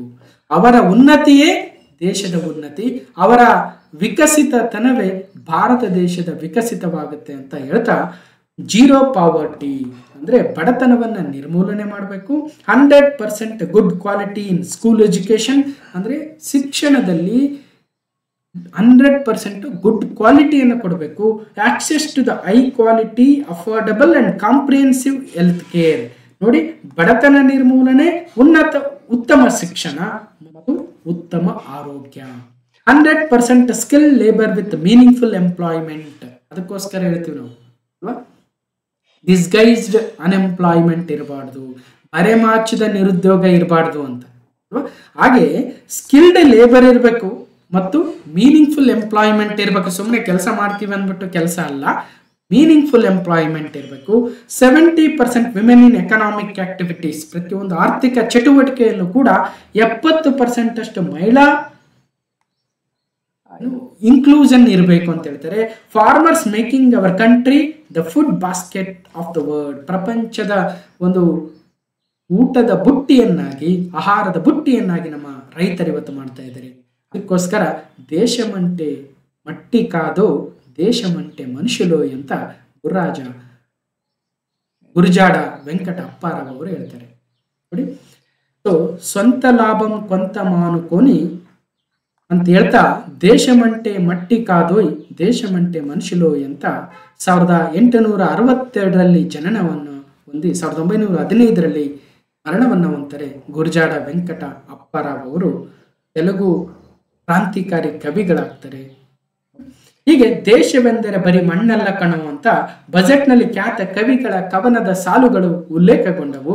ಆಕರ್ಷಕ ಪದಪುಂಜದಲ್ಲಿ ಕಟ್ಟಿದ ಹೊಸ ಘೋಷಣೆಯ ಸಾಲುಗಳು ಹಣಕಾಸು ಸಚಿವರ ಭಾಷಣಕ್ಕೆ ಮೆರುಗನ್ನ ತಂದುಕೊಟ್ಟಿದ್ವು. ಬಡತನ ನಿವಾರಣೆಗಾಗಿ ಸರ್ಕಾರ ಹಾಕಿಕೊಂಡ ಯೋಜನೆಗಳ ತಿರುಳನ್ನ ಆಂಧ್ರ ಪ್ರದೇಶದ ಕ್ರಾಂತಿಕಾರಿ ಕವಿ ಗುರುಜಾಡ ಅಪ್ಪಾರಾವ್ ಅವರ ಕವನದ ಸಾಲಿನ ಉಲ್ಲೇಖದ ಮೂಲಕ ಅರುಹಿದರು. ದೇಶದ ಅಭಿವೃದ್ಧಿ ಎಂದರೆ ಬರೀ ಯಂತ್ರ ತಂತ್ರದ ಸಿದ್ಧತೆಯಲ್ಲ, ಅದರಿಂದ ಆಚೆಗಿನ ಮನುಷ್ಯ ಸಂಬಂಧದ ಸೂಕ್ಷ್ಮ ಜಾಲ ಎಂದು ಕವಿ ಬಣ್ಣಿಸಿದ್ದನ್ನು ನಿರ್ಮಲಾ ಸೀತಾರಾಮನ್ ಅವರು ಉಲ್ಲೇಖವನ್ನು ಮಾಡಿದರು. ದೇಶಮಂಟೆ ಮಟ್ಟಿ ಕಾದೋಯ್ ದೇಶಮಂಟೆ ಮನುಷ್ಯಲೋಯ್, ದೇಶವೆಂದರೆ ಬರೀ ಮಣ್ಣಲ್ಲ ಕಣೋ ದೇಶವೆಂದರೆ ಮನುಷ್ಯರು ಎನ್ನುವ ಕವನದ ಸಾಲನ್ನು ಹೇಳುತ್ತಲೇ ರೈತ, ಕಾರ್ಮಿಕ, ವಿದ್ಯಾರ್ಥಿ, ಮಹಿಳಾ ಕಲ್ಯಾಣಕ್ಕೆ ಸಿದ್ಧಪಡಿಸಿದ ಯೋಜನೆಗಳ ಬಗ್ಗೆ ವಿವರಣೆಯನ್ನು ನೀಡ್ತಾ ಹೋದರು. ಇನ್ನೊಮ್ಮೆ ಹೇಳ್ತೇನೆ, ದೇಶವೆಂದರೆ ಬರೀ ಮಣ್ಣಲ್ಲ, ದೇಶವೆಂದರೆ ಜನ, ದೇಶವೆಂದರೆ ಮನುಷ್ಯರು. ಹಾಗಾಗಿ ಮನುಷ್ಯರ ಅಭಿವೃದ್ಧಿ, ಮನುಷ್ಯರ ಉನ್ನತಿಯೇ ದೇಶದ ಉನ್ನತಿ ಎನ್ನುವ ಒನ್ ಲೈನ್ ತಿರುಳನ್ನು ಇಟ್ಕೊಂಡು ಆ ತಿರುಳಿನ ಮೇಲೆಯೇ ಬಜೆಟ್ ಅನ್ನು ಮಂಡನೆ ಮಾಡ್ತಾ ಹೋಗ್ತಾರೆ ನಿರ್ಮಲಾ ಸೀತಾರಾಮನ್ ಅವರು. ಬಡವರು, ಯುವಜನರು, ಅನ್ನದಾತ, ನಾರಿ. ನೋಡಿ, ಗ್ಯಾನ್ ಅಂತ ಇಲ್ಲಿದೆ ನೋಡಿ. ಓಕೆ, ಗರೀಬಿ, ವೈ ಅಂದ್ರೆ ಯೂತ್, ಎ ಅಂದ್ರೆ ಅನ್ನದಾತ, ಎನ್ ಅಂದ್ರೆ ನಾರಿ. ಈ 4 ವಲಯಗಳನ್ನ ಬಜೆಟ್ನ ಆದ್ಯತೆಗಳಾಗಿ ಮಾಡ್ಕೊಳ್ತಾರೆ. ಅಂತೆಯೇ ದೇಶದ 4 ಎಂಜಿನ್ಗಳಲ್ಲಿ ಕೃಷಿಯೇ ಪ್ರಥಮ ಎಂಜಿನ್ ಅಂತ ಕೂಡ ಸಾರಿದ್ರು. ಕೊನೆಯಲ್ಲಿ ಬಜೆಟ್ನ ಆದ್ಯ ಆಶಯವನ್ನ ಜನಕಲ್ಯಾಣ ಎನ್ನುವುದನ್ನ ತಮಿಳಿನ ತಿರುವಳ್ಳುವರವರ ವಚನವನ್ನ ಉಲ್ಲೇಖಿಸುತ್ತಾ ಸ್ಪಷ್ಟಪಡಿಸ್ತಾ ಹೋಗ್ತಾರೆ. ವಾನೋಕ್ಕಿ ವಾಲುಂ ಉಳಕೆಲ್ಲಂ ಮನ್ನವನ್ ಕೋಯಲ್ ನೊಕ್ಕಿ ವಾಲುಂಗು ಕುಟಿ ಅಂತ. ಅಂದ್ರೆ ಬದುಕು ಶುರುವಾಗುವುದು ಮಳೆ ನಿರೀಕ್ಷೆಯೊಂದಿಗೆ, ಜನ ಬದುಕು ಸಾಗುವುದು ಸರ್ಕಾರದ ಉತ್ತಮ ಆಡಳಿತ ನೀಡುತ್ತದೆ ಅನ್ನೋ ಭರವಸೆಯೊಂದಿಗೆ ಅಂತ ಹೇಳ್ತಾರೆ. ನಮ್ಮ ಮೇಲೆ ನೀವು ಭರವಸೆ ಇಡಿ, ನಾವು ನಿಮ್ಮ ನಿರೀಕ್ಷೆಗಳನ್ನು ಪೂರ್ಣಗೊಳಿಸ್ತೀವಿ ಅಂತ ತಮಿಳಿನ ತಿರುಕರುಳು ಕೃತಿಯ ಲೇಖಕರು, ಸಾಹಿತಿಗಳು ತಿರುವಳ್ಳುವರವರ ವಚನವನ್ನ ಅಲ್ಲಿ ಮಂಡನೆ ಮಾಡ್ತಾರೆ ಕೂಡ. ಹೀಗೆ ಇಂಥವೆಲ್ಲವೂ ಕೂಡ ಇಂಪಾರ್ಟೆಂಟ್ ಆಗುತ್ತೆ ಅಂತ ಹೇಳ್ತಾ, ಸೊ ನೋಡಿ, ಇನ್ನಷ್ಟು ಗುರುಜಾಡ ಅಪ್ಪಾರಾವ್ ಅವರ ಡೀಟೇಲ್ಸ್ ಅನ್ನು ಕೂಡ ಇಲ್ಲಿ ಕೊಟ್ಟಿದ್ದೀನಿ ಮತ್ತು ಅವರ ಕವಿತೆಯನ್ನು ಕೂಡ ಇಲ್ಲಿ ಹಾಕಿರ್ತಕ್ಕಂಥದ್ದು. ಇವರೊಬ್ಬ ಸೋಷಿಯಲ್ ರಿಫಾರ್ಮರ್, ಲಿಬರಲ್ ಥಿಂಕರ್ ಕೂಡ ಆಗಿದ್ರು. ಮಾಡರ್ನ್ ತೆಲುಗು ಲಿಟರೇಚರ್ ಅಲ್ಲಿ ಪ್ರಮುಖರು ಕೂಡ. ನೆಕ್ಸ್ಟ್ ಕ್ವಶನ್ ನಂಬರ್ 4, ಬಜೆಟ್ನಲ್ಲಿ ಪ್ರಸ್ತಾಪಿಸಲಾದ ಅಭಿವೃದ್ಧಿ ಕಾರ್ಯಗಳನ್ನು ಕೈಗೊಳ್ಳಬೇಕೆಂದು ಗುರಿಯಾಗಿಸಿಕೊಂಡಿರುವ 4 ಪ್ರಮುಖ ಗುಂಪುಗಳು ಯಾವುವು? What are the 4 key groups? ಇಲ್ಲಿ ಕೀ ಗ್ರೂಪ್ಸ್ ಅಂತ ಮಾಡ್ಕೊಂಡಿದ್ದಾರೆ. ಆ 4 ಗ್ರೂಪ್ಗಳನ್ನ ನಾವು ಅಭಿವೃದ್ಧಿ ಪಡಿಸಬೇಕಾಗತ್ತೆ. ಕೆಲವು ಸಾಕಷ್ಟು ಯೋಜನೆಗಳನ್ನ 4 ಗುಂಪುಗಳನ್ನು ಗುರಿಯಾಗಿಸಿಕೊಂಡು ತಂದಿರ್ತಕ್ಕಂಥದ್ದು. ಆ 4 ಗುಂಪುಗಳು ಯಾವ್ಯಾವು ಅಂತ ಇಲ್ಲಿ ಆಪ್ಷನ್ ಅನ್ನು ಕೊಟ್ಟಿದ್ದೀನಿ. ಆ 4 ಗುಂಪುಗಳ ಹೆಸರೇ ಗ್ಯಾನ್ ಆಗುತ್ತೆ. ಅಂದ್ರೆ ಗರೀಬಿ, ಯೂತ್, ಅನ್ನದಾತ ಮತ್ತು ನಾರಿ. ಹೀಗೆ ಸೊ ಸರಿಯಾದ ಉತ್ತರ ಆಪ್ಷನ್ ಎ ಆಗುತ್ತೆ. ಗರೀಬ್, ಯುವಕರು, ಅನ್ನದಾತ ಮತ್ತು ನಾರಿ. ಹೀಗೆ ಗ್ಯಾನ್ ಎನ್ನುವ ಅಂಶವನ್ನು ಇಟ್ಕೊಂಡು ಬಜೆಟ್ ಅನ್ನ ಅವರ ಒಂದು ಉನ್ನತಿಗಾಗಿ ಕಾರ್ಯಕ್ರಮಗಳನ್ನ ಮಾಡ್ತಾ ಇದ್ದಾರೆ. So the proposed development measures span 10 broad areas focusing on Garib, youth, Annadata, Nari, Gyan. Okay, so ಹಾಗಾದ್ರೆ ಏನೇನಿದಾವೆ ನೋಡ್ಬೋದು. ಬಹಳಷ್ಟು ಡೀಟೇಲ್ಸ್ ಇದೆ. ಗರೀಬ್ ಅಂದ್ರೆ ಪೂರ್, ಯೂತ್ ಯುವ ಅಂದರೆ ಯೂತ್, ಅನ್ನದಾತ ಅಂದರೆ ಫಾರ್ಮರ್ಸ್, ನಾರಿ ಶಕ್ತಿ ಅಂದರೆ ವಿಮೆನ್ ಎಂಪವರ್ಮೆಂಟ್. ಹೀಗೆ ಈ 4 ಅಂಶಗಳನ್ನು ಬಜೆಟಲ್ಲಿ ಗ್ಯಾನ್ ಅಂದ್ಬಿಟ್ಟು ಒಂದು 4 ಉನ್ನತಿಗಾಗಿ ಪ್ರಮುಖವಾಗಿರ್ತಕ್ಕಂಥ ಯೋಜನೆಗಳನ್ನು ಪ್ರಪೋಸ್ ಮಾಡಿದ್ದಾರೆ. Spurring the agricultural growth and productivity, building the rural prosperity and resilience, taking everyone together on inclusive growth path, boosting the manufacturing and furthering make in India, supporting the MSMEs, enabling the employment-led development, investing in people and economy and innovation, securing the energy supplies, promoting the exports, nurturing the innovation. ನೋಡಿ ಇವೆಲ್ಲವೂ ಕೂಡ ಮುಂದೆ ಯೋಜನೆಗಳಾಗಿದ್ದಾವೆ. ಇಲ್ಲಿ ಕೇವಲ 10 ಪಾಯಿಂಟ್ಗಳನ್ನು ಕೊಟ್ಟಿದ್ದಾರೆ. ಈ 10 broad areas ಮುಂದೆ ಹಲವಾರು ಸ್ಕೀಮ್ಗಳಾಗಿ ಬಂದಿದ್ದಾವೆ, ನೋಡ್ತಾ ಹೋಗೋಣ. So Garib, youth, Annadata and Nari, these are the development measures focusing on GAN. So question number 5, 2025-26 ಬಜೆಟ್ನಲ್ಲಿ ಆರ್ಥಿಕ ಬೆಳವಣಿಗೆ ಮತ್ತು ಅಭಿವೃದ್ಧಿಗೆ ಚಾಲನೆ ನೀಡುವ 4 ಶಕ್ತಿಶಾಲಿ ಎಂಜಿನ್ಗಳು. ನಾವು ಆಲ್ರೆಡಿ ಹೇಳ್ತಾ ಇದ್ವಿ, 4 ಟಾರ್ಗೆಟ್ ಕೀ ಗ್ರೂಪ್ಸ್ ಮತ್ತು 4 ಎಂಜಿನ್ಗಳು. What are the 4 powerful engines driving the economic growth and development in budget 2025-26 ಅಂದ್ರೆ ಆ 4 ಏರಿಯಾಗಳು ಯಾವ್ಯಾವು, ಈ ಎಂಜಿನ್ಸ್ ಯಾವ್ಯಾವು ಅಂದ್ರೆ ಕೈಗಾರಿಕೆ MSME ಹೂಡಿಕೆ ಆಮದು ಅಥವಾ industry tourism investment and exports, agriculture MSME investment export. MSME agriculture transport exports ಅಂದ್ರೆ ಬಹಳ ಕನ್ಫ್ಯೂಸ್ ಆಗುತ್ತೆ, ಬಟ್ ಎಕ್ಸಾಮ್ ಅಲ್ಲಿ ಕೇಳ್ತಾರೆ, ಅದಕ್ಕೋಸ್ಕರ ಕನ್ಫ್ಯೂಸ್ ಮಾಡಿ ನಂತರ ನೆನ್ಪಿಡ್ಬೇಕು. ಓಕೆ, ಸೊ ಸರಿಯಾದ ಉತ್ತರ option C, agriculture is a first engine, MSME micro small medium enterprises second engine, investment third engine, export fourth engine. ಈ 4 ಎಂಜಿನ್ಗಳು, ಈ 4 ಎಂಜಿನ್ಗಳಿಗೆ ಮತ್ತೆ ಎಂಜಿನ್ ರನ್ ಆಗ್ಬೇಕಂದ್ರೆ ಇಂಧನ ಬೇಕಲ್ವಾ, ಆ ಇಂಧನ ಯಾವುದು ಅಂದ್ರೆ the fuel is our reforms. ಮತ್ತೆ ಅದಕ್ಕೆ ಸ್ಪಿರಿಟ್ ಬೇಕಲ್ವಾ, our guiding spirit is inclusivity, ಎಲ್ಲರನ್ನ ಒಳಗೊಳ್ಳುತ್ತಕ್ಕಂಥದ್ದು. ಅಂಡ್ ದ ಡೆಸ್ಟಿನೇಷನ್, ಈಗ ನೋಡಿ ಎಂಜಿನ್ ಇದೆ, ಎಂಜಿನ್ ರೆಡಿ ಇದೆ. ಓಕೆ, ಟ್ರೈನ್ ಅನ್ಕೊಳ್ಳೋಣ, ಟ್ರೈನ್ ಎಂಜಿನ್ ರೆಡಿ ಇದೆ. ಈ ಎಂಜಿನ್ ಮೂವ್ ಆಗ್ಬೇಕಂದ್ರೆ ಏನ್ ಬೇಕು, ಅದಕ್ಕೆ ಇಂಧನ ಬೇಕು. ಆ ಇಂಧನ ಏನು ಅಂದ್ರೆ ನಮ್ಮ ರಿಫಾರ್ಮ್ಸ್, ಸುಧಾರಣೆಗಳು, ಏನೇನು ಸುಧಾರಣೆಗಳು ತರ್ತೀವಲ್ವಾ ಈ 4 ಎಂಜಿನ್ಗಳನ್ನ. ಸೊ ಅದಕ್ಕೆ for this journey of development, ಈ ಜರ್ನಿ ಆಫ್ ಡೆವಲಪ್ಮೆಂಟ್ ಎಲ್ಲಿಗೆ ಹೋಗಿ ರೀಚ್ ಆಗುತ್ತೆ ಅಂದ್ರೆ ವಿಕಸಿತ ಭಾರತಕ್ಕೆ. ಈ ವಿಕಸಿತ ಭಾರತ ಅಂತಕ್ಕಂಥ 2047 ಒಂದು ಡೆಸ್ಟಿನೇಷನ್ ಅನ್ನ ರೀಚ್ ಆಗ್ಬೇಕಂದ್ರೆ ಅದಕ್ಕೆ ಎಂಜಿನ್ ಬೇಕು. ಒಂದು ಎಂಜಿನ್ ಅಲ್ಲ, 4 ಎಂಜಿನ್ ಇದೆ. ಅವರ್ 4 ಪವರ್ಫುಲ್ ಎಂಜಿನ್ಸ್ ಅಂದ್ರೆ ಒಂದು ಅಗ್ರಿಕಲ್ಚರ್ ಅಂದ್ರೆ ಕೃಷಿ, ಎರಡನೇದು MSME ಅಂದ್ರೆ micro small and medium enterprises, ಸೂಕ್ಷ್ಮ ಸಣ್ಣ ಮತ್ತು ಮಧ್ಯಮ ಕೈಗಾರಿಕೆಗಳು ಎರಡನೇ ಎಂಜಿನ್ ಆದ್ರೆ, ಮೂರನೇ ಎಂಜಿನ್ ಇನ್ವೆಸ್ಟ್ಮೆಂಟ್ ಅಥವಾ ಹೂಡಿಕೆ, 4ನೇ ಎಂಜಿನ್ ಎಕ್ಸ್ಪೋರ್ಟ್ಸ್ ಅಥವಾ ರಫ್ತು. ಹೀಗೆ 4 ಎಂಜಿನ್ಗಳು, 1 2 3 4 ಎಂಜಿನ್ಗಳು. ಆ 4 ಎಂಜಿನ್ಗಳು ಮುಂದಕ್ಕೆ ಓಡಬೇಕು ಅಂದ್ರೆ ಸುಧಾರಣೆಗಳು ತರಬೇಕು, ಅದನ್ನ ರಿಫಾರ್ಮ್ಸ್ ಅಂತ ಕರಿತೀವಿ. ಈ 4 ಎಂಜಿನ್ಗಳು ಇಂಧನವನ್ನ, ರಿಫಾರ್ಮ್ ಎನ್ನುವ ಇಂಧನವನ್ನ ಹಾಕೊಂಡು ಮುಂದೆ ಹೋಗ್ಬೇಕಾದ್ರೆ ಕೆಲವನ್ನ ಬಿಟ್ಟು ಹೋಗಕ್ಕಾಗಲ್ಲ, ಎಲ್ಲರನ್ನೂ ಒಳಗೊಳ್ಬೇಕು. ಅದಕ್ಕೋಸ್ಕರ our guiding spirit is inclusivity, ಎಲ್ಲರನ್ನ ಒಳಗೊಳ್ಳುವ ಅಭಿವೃದ್ಧಿ ಅಂತ ಕರೀತಾರೆ. ಹಾಗಾಗಿ ಇನ್ಕ್ಲೂಸಿವಿಟಿ ವಿತ್ ವಿಕಸಿತ ಭಾರತ್ ಎನ್ನುವ ಒಂದು ಡೆಸ್ಟಿನೇಷನ್ಗೆ ರೀಚ್ ಆಗ್ತೀವಿ ಅಂತ ಹೇಳ್ತಾ ಇದ್ದಾರೆ. ಅದಕ್ಕೋಸ್ಕರ agriculture, MSME, investment and exports are the 4 engines. So fuel is a reforms, guiding spirit is a inclusivity, and destination is Vikasita Bharat. A country is not just its soil, a country is its people. ದೇಶಮಂಟೆ ಮಟ್ಟಿಕಾದರೂ ದೇಶಮಂಟೆ ಮನುಷ್ಯರು. 4 ಎಂಜಿನ್ಗಳು ಯಾವ್ಯಾವ very important, agriculture, MSMEs, investment and exports ನೆನ್ಪಿಡ್ಬೇಕು. ಇನ್ನು question number 6, 2025-26 union ಬಜೆಟ್ನಲ್ಲಿ ಎಷ್ಟು ಪರಿವರ್ತಕ ಕ್ಷೇತ್ರಗಳನ್ನು ಗುರಿಯಾಗಿಸಲಾಗಿದೆ ಮತ್ತು ಮುಂದಿನ 5 ವರ್ಷಗಳಲ್ಲಿ ಅವುಗಳನ್ನು ನಿರೀಕ್ಷಿತ ಪರಿಣಾಮ ಏನಾಗಬಹುದು. How many transformative domains are targeted in budget 2025-26, what is their expected impact over the next 5 years ಅಂದ್ರೆ ಒಟ್ಟು 6 ಟ್ರಾನ್ಸ್ಫಾರ್ಮೇಟಿವ್ ಡೊಮೈನ್ಸ್ಗಳನ್ನ ಇಲ್ಲಿ ಹಾಕೊಂಡಿದ್ದಾರೆ. ಯಾವ ಡೊಮೈನ್ಗಳನ್ನ ಬದಲಾವಣೆ ಮಾಡಬೇಕು ಮುಂದಿನ ದಿನಗಳಲ್ಲಿ ನಾವು ವಿಕಸಿತ ಭಾರತವನ್ನು ಹೊಂದಬೇಕಂದ್ರೆ ಅಂದ್ರೆ the budget aims to initiate the transformative reforms across the 6 domains during the next 5 years. These will augment our growth potential and global competitiveness. The domains are, ಮೊದಲನೇದು ಟ್ಯಾಕ್ಸೇಷನ್ ಅಲ್ಲಿ ಬದಲಾವಣೆಗಳನ್ನು ಮಾಡಬೇಕು, ಅದಕ್ಕೋಸ್ಕರ ಸಾಕಷ್ಟು ಬದಲಾವಣೆಯನ್ನು ಹೊಂದಿರತಕ್ಕಂಥ ಟ್ಯಾಕ್ಸೇಷನ್ ಸ್ಲ್ಯಾಬ್ಗಳು ಈ ಬಜೆಟ್ ಅಲ್ಲಿ ಕಾಣ್ತೀವಿ. ಪವರ್ ಸೆಕ್ಟರ್ ಮುಂದಿನ 2070 ವೇಳೆಗೆ ಭಾರತವು ಜೀರೋ ಕಾರ್ಬನ್ ಎಮಿಷನ್ ಆಗಬೇಕು ಅಂದರೆ ಪವರ್ ಸೆಕ್ಟರ್ ರಿಫಾರ್ಮ್ಸ್ ಬರಬೇಕಾಗುತ್ತೆ.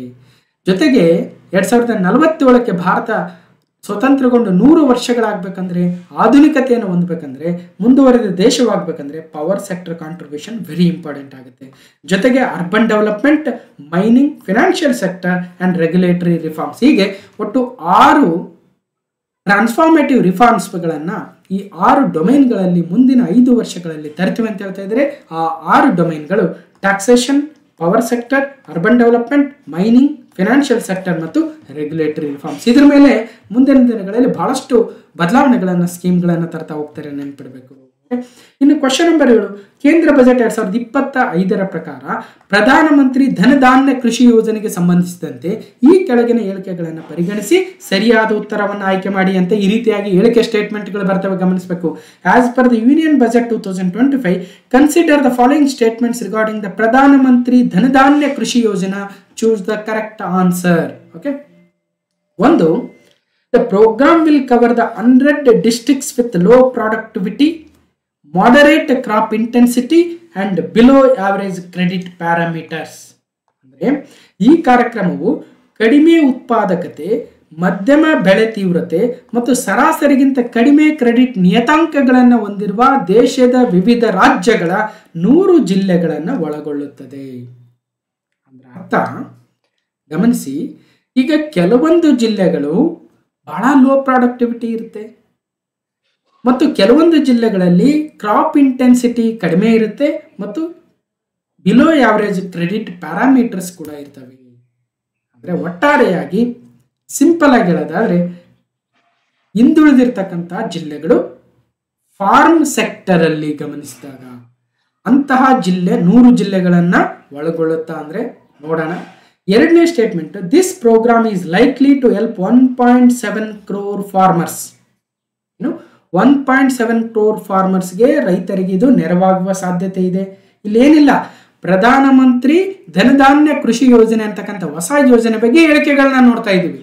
ಮೂರನೇದು, ದಿಸ್ ಸ್ಕೀಮ್ ಹ್ಯಾಸ್ 7 aims. ಇದು 7 ಗುರಿಗಳನ್ನು ಹೊಂದಿದೆ.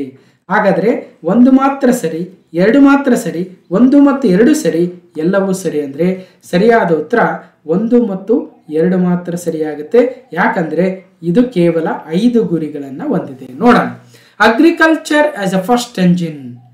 ಬಜೆಟ್ ಅನ್ನು ಓದ್ತಾ ನಿರ್ಮಲಾ ಸೀತಾರಾಮನ್ ಅವರು ಹೇಳ್ತಾ ಹೋಗ್ತಾರೆ, now I move to a specific proposals beginning with agriculture as a first engine. Prime minister Dhandhaanya Krishi Yojana, developing agri districts programme. ಇಲ್ಲಿ ಆಸ್ಪಿರೇಷನಲ್ ಡಿಸ್ಟ್ರಿಕ್ಟ್ಸ್ ಪ್ರೋಗ್ರಾಮ್ ಅಂತ ADP ಮತ್ತು ABP ಅಂತ, ಆಸ್ಪಿರೇಷನಲ್ ಬ್ಲಾಕ್ ಪ್ರೋಗ್ರಾಮ್ ಅಂತ 2 ಪ್ರೋಗ್ರಾಮ್ಗಳನ್ನು ತಂದಿದ್ರು. ಅಂದ್ರೆ ದೇಶದ ವಿವಿಧ ರಾಜ್ಯಗಳ ವಿವಿಧ ಜಿಲ್ಲೆಗಳು, ಕೆಲವೊಂದು ಜಿಲ್ಲೆಗಳು ಅಭಿವೃದ್ಧಿ ಹೊಂದದೇ ಉಳಿದು ಬಿಟ್ಟಿರ್ತವೆ, ಈ ಒಂದು ಹೋಲ್ ಸ್ಟೇಟ್ ಈಸ್ ಇಂಪ್ರೂವ್ಡ್. ಅಥವಾ ಒಂದು ಜಿಲ್ಲೆ ಕಂಪ್ಲೀಟ್ ಆಗಿ ಅಭಿವೃದ್ಧಿ ಆದರೂ ಕೂಡ ಯಾವುದೋ ಒಂದು ತಾಲೂಕುಗಳು ಹಿಂದೆ ಉಳಿದು ಬಿಟ್ಟಿರ್ತವೆ. ಅಂತಹ ತಾಲೂಕುಗಳನ್ನು, ಅಂತಹ ಜಿಲ್ಲೆಗಳನ್ನು ಅಭಿವೃದ್ಧಿ ಪಡೆದಕ್ಕೋಸ್ಕರ ಕೇಂದ್ರ ಸರ್ಕಾರ aspirational districts programme, aspirational block programme ಅಂತ ತಂದಿತ್ತು. ಇನ್ನೂ ನಡೀತಾ ಇದ್ದಾವೆ ಅವು. ಅದೇ ಅವುಗಳ ಸಕ್ಸಸ್ ಆಗಿರ್ತಕ್ಕಂತಹ ಒಂದು ಯಶೋಗಾಥೆಯಿಂದ ಹಿಡ್ಕೊಂಡು government now will undertake prime minister Dhandhaanya Krishi Yojana partnership with the States. ಇದರ ಅರ್ಥ ಇದು ಒಟ್ಟು 100 ಜಿಲ್ಲೆಗಳನ್ನು ಕವರ್ ಮಾಡ್ತೀವಿ. ಎಲ್ಲಿ low productivity, moderate crop intensity ಮತ್ತು ಬಿಲೋ ಆವರೇಜ್ ಕ್ರೆಡಿಟ್ ಪ್ಯಾರಾಮೀಟರ್ಸ್ ಇರ್ತಕ್ಕಂಥ 100 ಜಿಲ್ಲೆಗಳನ್ನು ಆಯ್ಕೆ ಮಾಡಿಕೊಂಡು 5 ಗುರಿಗಳನ್ನು ಹಾಕೊಂಡಿದ್ದೀವಿ. ಏನಂತ? Enhance the agricultural productivity. ಈಗ 1 ಎಕರೆಗೆ ಎಷ್ಟು ಬರಬೇಕಾಗಿತ್ತು ಕ್ರಾಪ್ ಬೇರೆ ಬೇರೆ ಜಿಲ್ಲೆಗಳಲ್ಲಿ ಎಷ್ಟು ಬರ್ತಾ ಇದೆಯೋ ಇಲ್ಲಿ ಕಡಿಮೆ ಬರ್ತಾ ಇರುತ್ತೆ. ಹಾಗಾದ್ರೆ ಏನು ಕಾರಣ? ಅದನ್ನು ಎನ್ಹಾನ್ಸ್ ಮಾಡ್ತೀವಿ, ಹೆಚ್ಚಿಗೆ ಮಾಡ್ತೀವಿ ಕ್ರಾಪನ್ನು. Adopt the crop diversification and sustainable agricultural practices. Crop diversification ಮಾಡಬೇಕು. ಪ್ರತಿ ಸಲ ಭತ್ತ ಬೆಳಿತಾ ಇದ್ರೆ ಅದನ್ನೇ ಬೆಳೆಯೋದಲ್ಲ, ಅಥವಾ ತೊಗರಿ ಬೆಳಿತಾ ಇದ್ರೆ ಅದನ್ನೇ ಬೆಳೆಯೋದಲ್ಲ, ಅಥವಾ ಹತ್ತಿ ಬೆಳಿತಾ ಇದ್ರೆ ಅದನ್ನೇ ಬೆಳೆಯೋದಲ್ಲ. ಕ್ರಾಪ್ ಡೈವರ್ಸಿಫಿಕೇಶನ್ ಮಾಡೋದಕ್ಕೆ ಸಹಾಯವನ್ನು ಮಾಡ್ತೀವಿ. ಮತ್ತು ಸಸ್ಟೈನಬಲ್ ಅಗ್ರಿಕಲ್ಚರಲ್ ಪ್ರಾಕ್ಟೀಸಸ್, ಸುಸ್ಥಿರ ಕೃಷಿ ವ್ಯವಸ್ಥೆಗಳನ್ನು, ಅಭ್ಯಾಸಗಳನ್ನು ಬೆಳೆಸೋದಕ್ಕೆ ಪ್ರಯತ್ನವನ್ನು ಮಾಡ್ತೀವಿ. Augment the post harvest storage at the panchayat and the block level. ಅಂದರೆ ಈಗ ತೊಗರಿ ಬೆಳೆದಿರ್ತಾರೆ ಅಥವಾ ಹತ್ತಿ ಬೆಳೆದಿರ್ತಾರೆ ಅಥವಾ ಇನ್ನೊಂದು ಯಾವುದೋ ತರಕಾರಿ ಬೆಳೆದಿರ್ತಾರೆ, ಮತ್ತೊಂದು ಬೆಳೆದಿರ್ತಾರೆ, ಅದನ್ನು ಸ್ಟೋರೇಜ್ ಮಾಡ್ಕೊಳ್ಳೋದಕ್ಕೆ ತಾಲೂಕಾ ಲೆವೆಲ್, ಪಂಚಾಯತ್ ಲೆವೆಲಲ್ಲಿ ಸ್ಟೋರೇಜ್, ಪೋಸ್ಟ್ ಹಾರ್ವೆಸ್ಟ್ ಸ್ಟೋರೇಜ್ಗಳನ್ನು ಸ್ಥಾಪನೆ ಮಾಡ್ತೀವಿ. ಇಂಪ್ರೂವ್ ದ ಇರಿಗೇಷನ್ ಫೆಸಿಲಿಟೀಸ್, ನೀರಾವರಿ ಸೌಲಭ್ಯಗಳನ್ನು ಹೆಚ್ಚಿಗೆ ಮಾಡ್ತೀವಿ.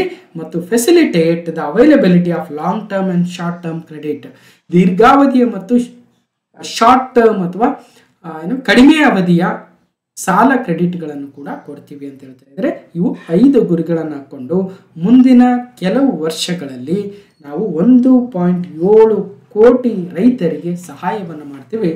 ಕೃಷಿ ಹಲವು ಯೋಜನೆಗಳ ಬಿತ್ತನೆ, ಧಾನ್ಯಗಳಲ್ಲಿ ಆತ್ಮನಿರ್ಭರತೆ, ಸಾಲ ಮಿತಿ ಹೆಚ್ಚಳ, ಹತ್ತಿ ಉತ್ಪಾದನೆ ಏರಿಕೆಗೆ ಆದ್ಯತೆ, ಧನಧಾನ್ಯ ವೃದ್ಧಿಗೆ ಹೊಸ ಯೋಜನೆ, ದೇಶದ 100 ಅಲ್ಪ ಕೃಷಿ ಉತ್ಪಾದನಾ ಜಿಲ್ಲೆಗಳಿಗೆ ಸ್ಥಿತಿಗತಿ ಚೇತರಿಕೆಗೆ ಕ್ರಮ, 1.7 ಕೋಟಿ ರೈತರಿಗೆ ಪ್ರಯೋಜನ, ಪ್ರಾಂತ್ಯವಾರು ಕೃಷಿ ಸುಸ್ಥಿರತೆಯ ನಿರೀಕ್ಷೆ.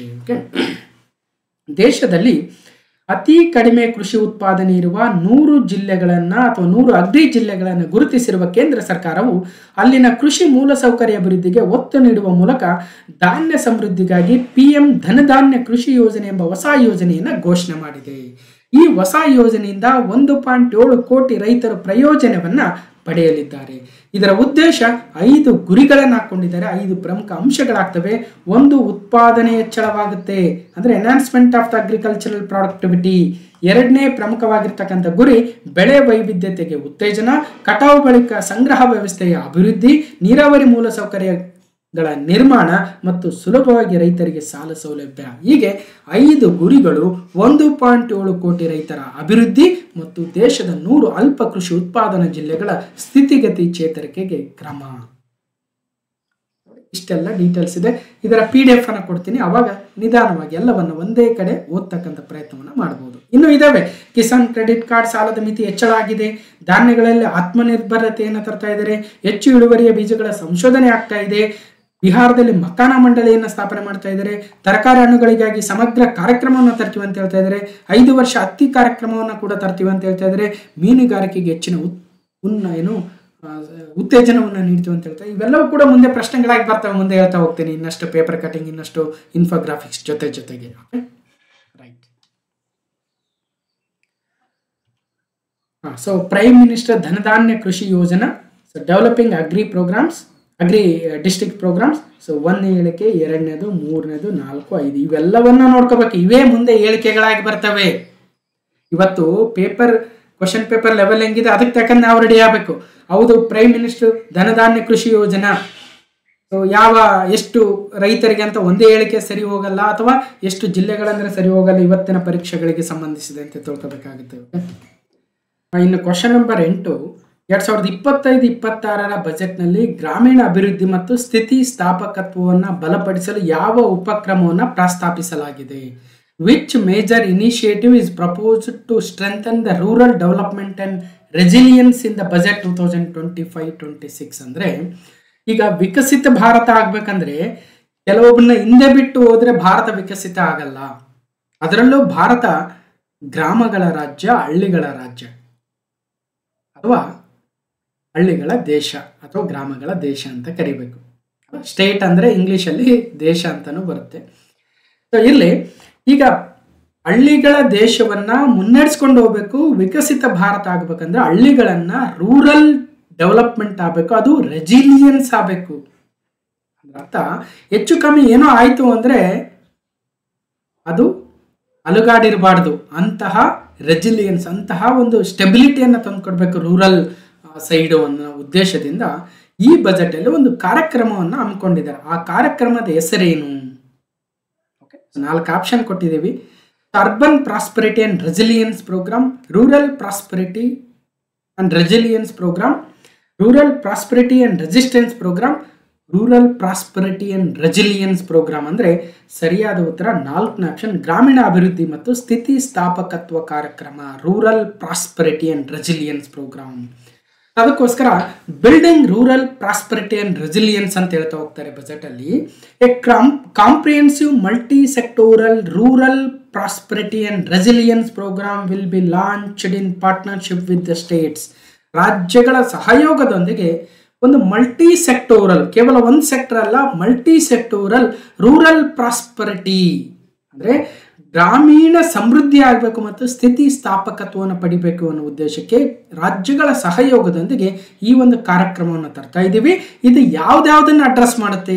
ಏನು ಮಹಿಳೆಯರನ್ನ, ಯುವಕರನ್ನ, ರೈತರನ್ನ, ಯಾರನ್ನ ಇದು ಸಪೋರ್ಟ್ ಮಾಡುತ್ತಂದ್ರೆ, ಈಗ this will address the underemployment in agriculture through the skilling, investment and technology and invigorating the rural economy. Skill, investment, ಟೆಕ್ನಾಲಜಿಯನ್ನು ತರ್ತೀವಿ, ಆ ಮೂಲಕ ರೂರಲ್ ಎಕಾನಮಿಯನ್ನು ಬಲಗೊಳಿಸ್ತೀವಿ ಅಂತ ಹೇಳ್ತಾ ಇದ್ದಾರೆ. The goal is to generate the ample opportunities in the rural area so that the migration is an option but not a necessity ಅನ್ನಂಗೆ. ಇವತ್ತು ಯಾವಾಗ ಬೇಸಿಗೆ ಬರುತ್ತೆ, ಬೆಳೆಗಳೆಲ್ಲ ಕಟಾವಾಗ್ತವೆ, ಅವಾಗ ಏನಾಗ್ತಾ ಇದೆ, ನಾವು ಇಡೀ ಹಳ್ಳಿಗಳಿಂದ ನಗರಗಳತ್ತ ವಲಸೆ ಹೋಗೋದನ್ನು ನೋಡ್ತಾ ಇದ್ದೀವಿ ಹಳ್ಳಿ ಜನರು. ಅದನ್ನು ತಡಿಬೇಕು. Migration is an option not a necessity.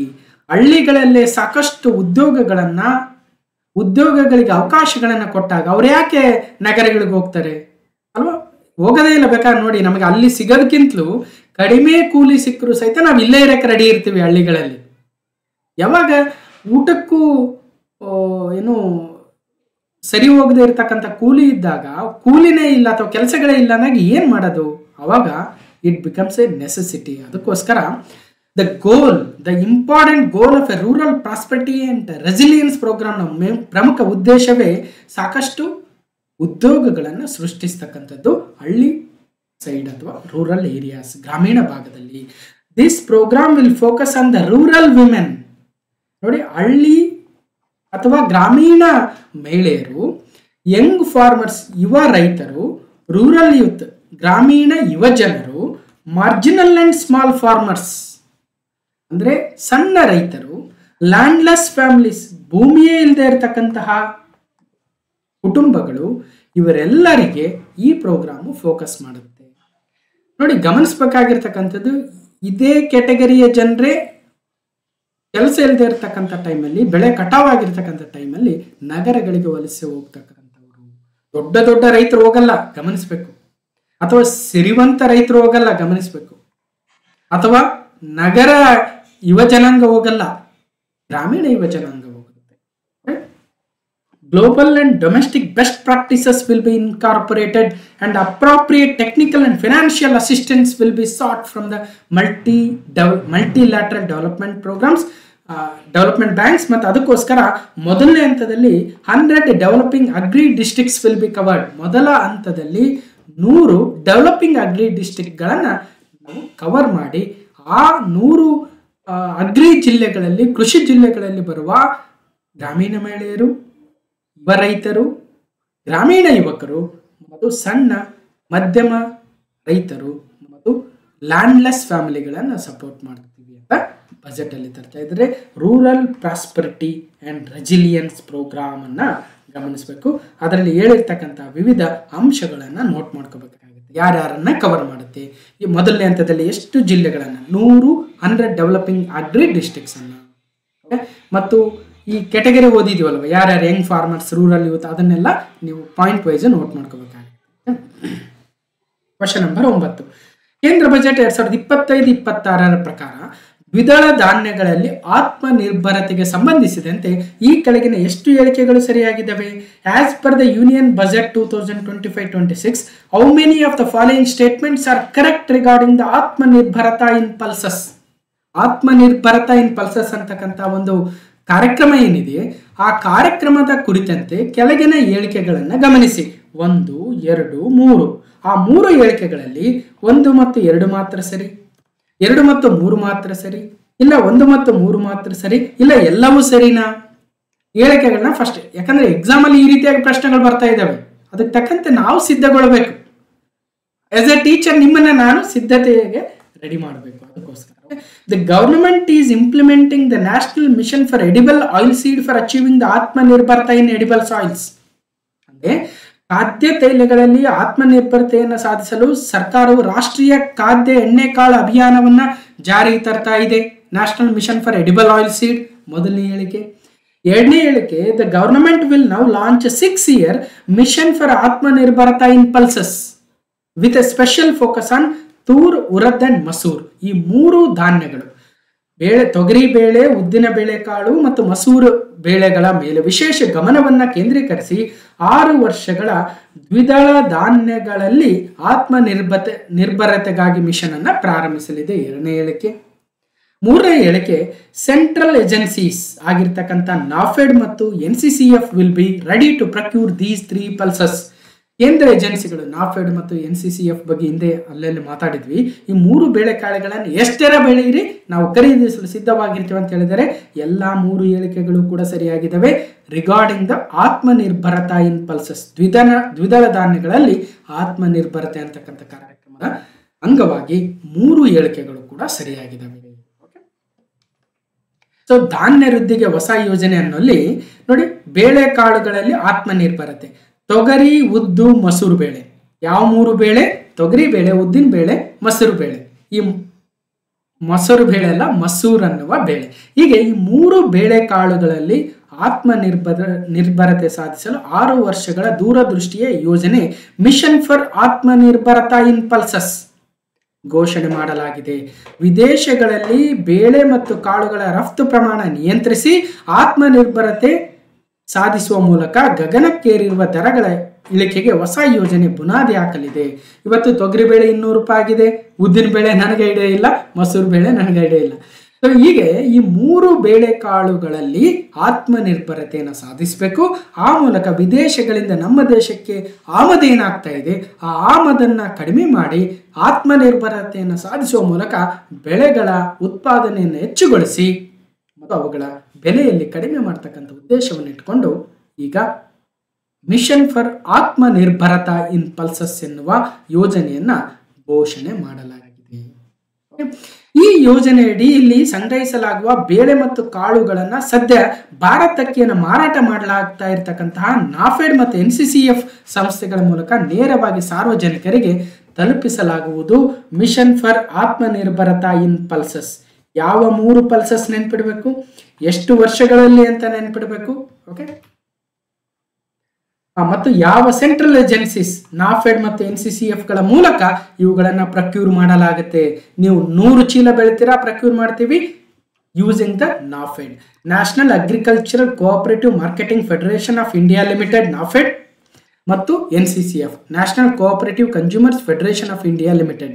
ಈ 2 ಸಂಸ್ಥೆಗಳ ಮೂಲಕ ರೈತರು ಬೆಳೆದಿರ್ತಕ್ಕಂತಹ ತೂರ್ ದಾಲ್, ಉರದ್ ದಾಲ್ ಮತ್ತು ಮಸೂರ್ ದಾಲ್ ಈ 3 ಬೇಳೆಕಾಳುಗಳನ್ನು ಪರ್ಚೇಸ್ ಮಾಡಿ ನಮ್ಮ ದೇಶದಲ್ಲಿ ಆತ್ಮನಿರ್ಭರತೆಯನ್ನು ದ್ವಿದಳ ಧಾನ್ಯಗಳಲ್ಲಿ ತರುವ ಉದ್ದೇಶದಿಂದ ಈ ಯೋಜನೆಯನ್ನು ತರಲಾಗ್ತಾ ಇದೆ. Atmanirbharta in pulses, NAFED, NCCF next 4 years ಅಲ್ಲಿ ರೈತರಿಂದ ಇದನ್ನು ರಿಜಿಸ್ಟರ್ ಮಾಡಿ ಏಜೆನ್ಸಿಗಳಿಂದ ಪ್ರಕ್ಯೂರ್ ಮಾಡಲಾಗುತ್ತದೆ. Mission for atmanirbharta in pulses. Government will now launch 6-year plan ಅಂತ ಇದು. ಓಕೆ, ಸೊ ಇಷ್ಟು ಡೀಟೇಲ್ಸ್ ಇದೆ ನೋಡ್ಬೋದು, ಬಹಳ ಇಂಪಾರ್ಟೆಂಟ್ ಇವೆಲ್ಲ. Next question number 10. ಮಕಾನದ ಉತ್ಪಾದನೆ, ಸಂಸ್ಕರಣೆ, ಮೌಲ್ಯವರ್ಧನೆ ಮತ್ತು ಮಾರುಕಟ್ಟೆಯನ್ನು ಸುಧಾರಿಸಲು ರಾಜ್ಯದಲ್ಲಿ ಮಕಾನ ಮಂಡಳಿಯನ್ನ ಸ್ಥಾಪಿಸಲಾಗುವುದು. ಹಾಗಾದರೆ ಯಾವ ರಾಜ್ಯದಲ್ಲಿ? ರಾಜ್ಯದ ಹೆಸರನ್ನು ಗುರುತಿಸಿ. A makhana board will be established in the state to improve the production, processing, value addition and marketing of makhana. Find the name of the state. ಯಾವ ಸ್ಟೇಟ್ ಅಲ್ಲಿ ಈ ಮಕಾನ ಬೋರ್ಡ್ ಅನ್ನು ಸ್ಥಾಪಿಸಲಾಗುತ್ತದೆ? ಹಾಗಾದ್ರೆ ಫಸ್ಟ್ ಆಫ್ ಆಲ್ ಮಕಾನ ಅಂದ್ರೆ ಏನು, ಮಕಾನ ಬೋರ್ಡ್ ಅಂದ್ರೆ ಎಲ್ಲಿ? ಹಾಗಾದ್ರೆ ಕರ್ನಾಟಕ, ಮಹಾರಾಷ್ಟ್ರ, ಬಿಹಾರ, ಆಂಧ್ರ ಪ್ರದೇಶ ಅಂದ್ರೆ ಬಿಹಾರ ರಾಜ್ಯದಲ್ಲಿ ಈ ಮಕಾನ ಬೋರ್ಡ್ ಅನ್ನ ಸ್ಥಾಪನೆ ಮಾಡ್ತು ಅಂತ ಹೇಳ್ತಾ ಇದ್ದಾರೆ. For this there is a special opportunity for the people of Bihar.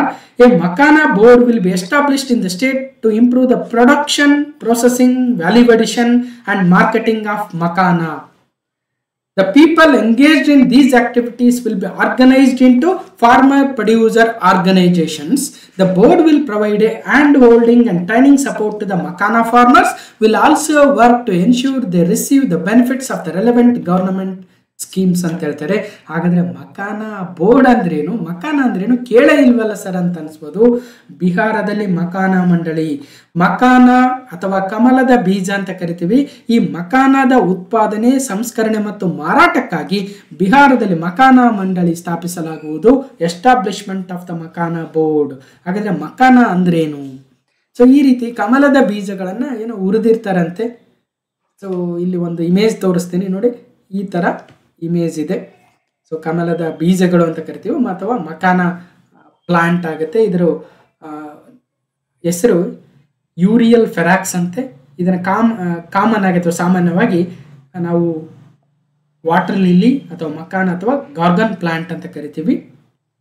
ಇದು ಸಾಮಾನ್ಯವಾಗಿ ಏಷ್ಯಾ ಭಾಗದಲ್ಲಿ ಬೆಳೆಯುತ್ತೆ.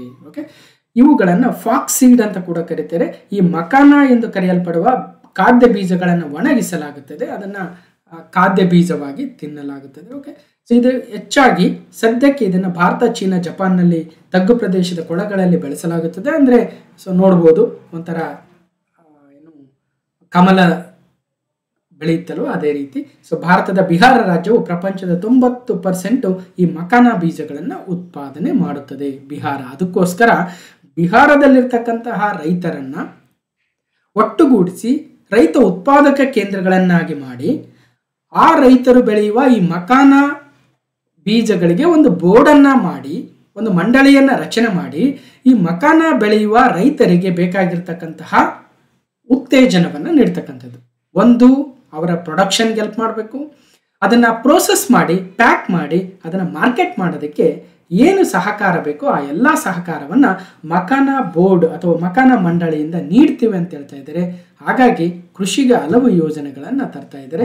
ಮಕಾನ ಬೋರ್ಡ್ ಎಲ್ಲಿ ಸ್ಥಾಪನೆ ಮಾಡಲಾಗುತ್ತದೆ ಅಂದರೆ ಬಿಹಾರ ರಾಜ್ಯದಲ್ಲಿ. ಪ್ರಪಂಚದಲ್ಲಿ 90% ಮಕಾನಗಳನ್ನು, ಬೀಜಗಳನ್ನು ತಯಾರಿಸ್ತಕ್ಕಂತಹ, ಉತ್ಪಾದಿಸ್ತಕ್ಕಂಥ ರಾಜ್ಯ ಬಿಹಾರ ರಾಜ್ಯವಾಗಿದೆ. ಹಾಗಾದರೆ ಮಕಾನದ ಉದ್ದೇಶ ಏನು, ಅದರ ಉಪಯೋಗ ಏನು ಅಂತ ಕೂಡ ಕೊಟ್ಟಿದ್ದೀನಿ. ಸೊ ನೋಡಬಹುದು. Okay, question number 11.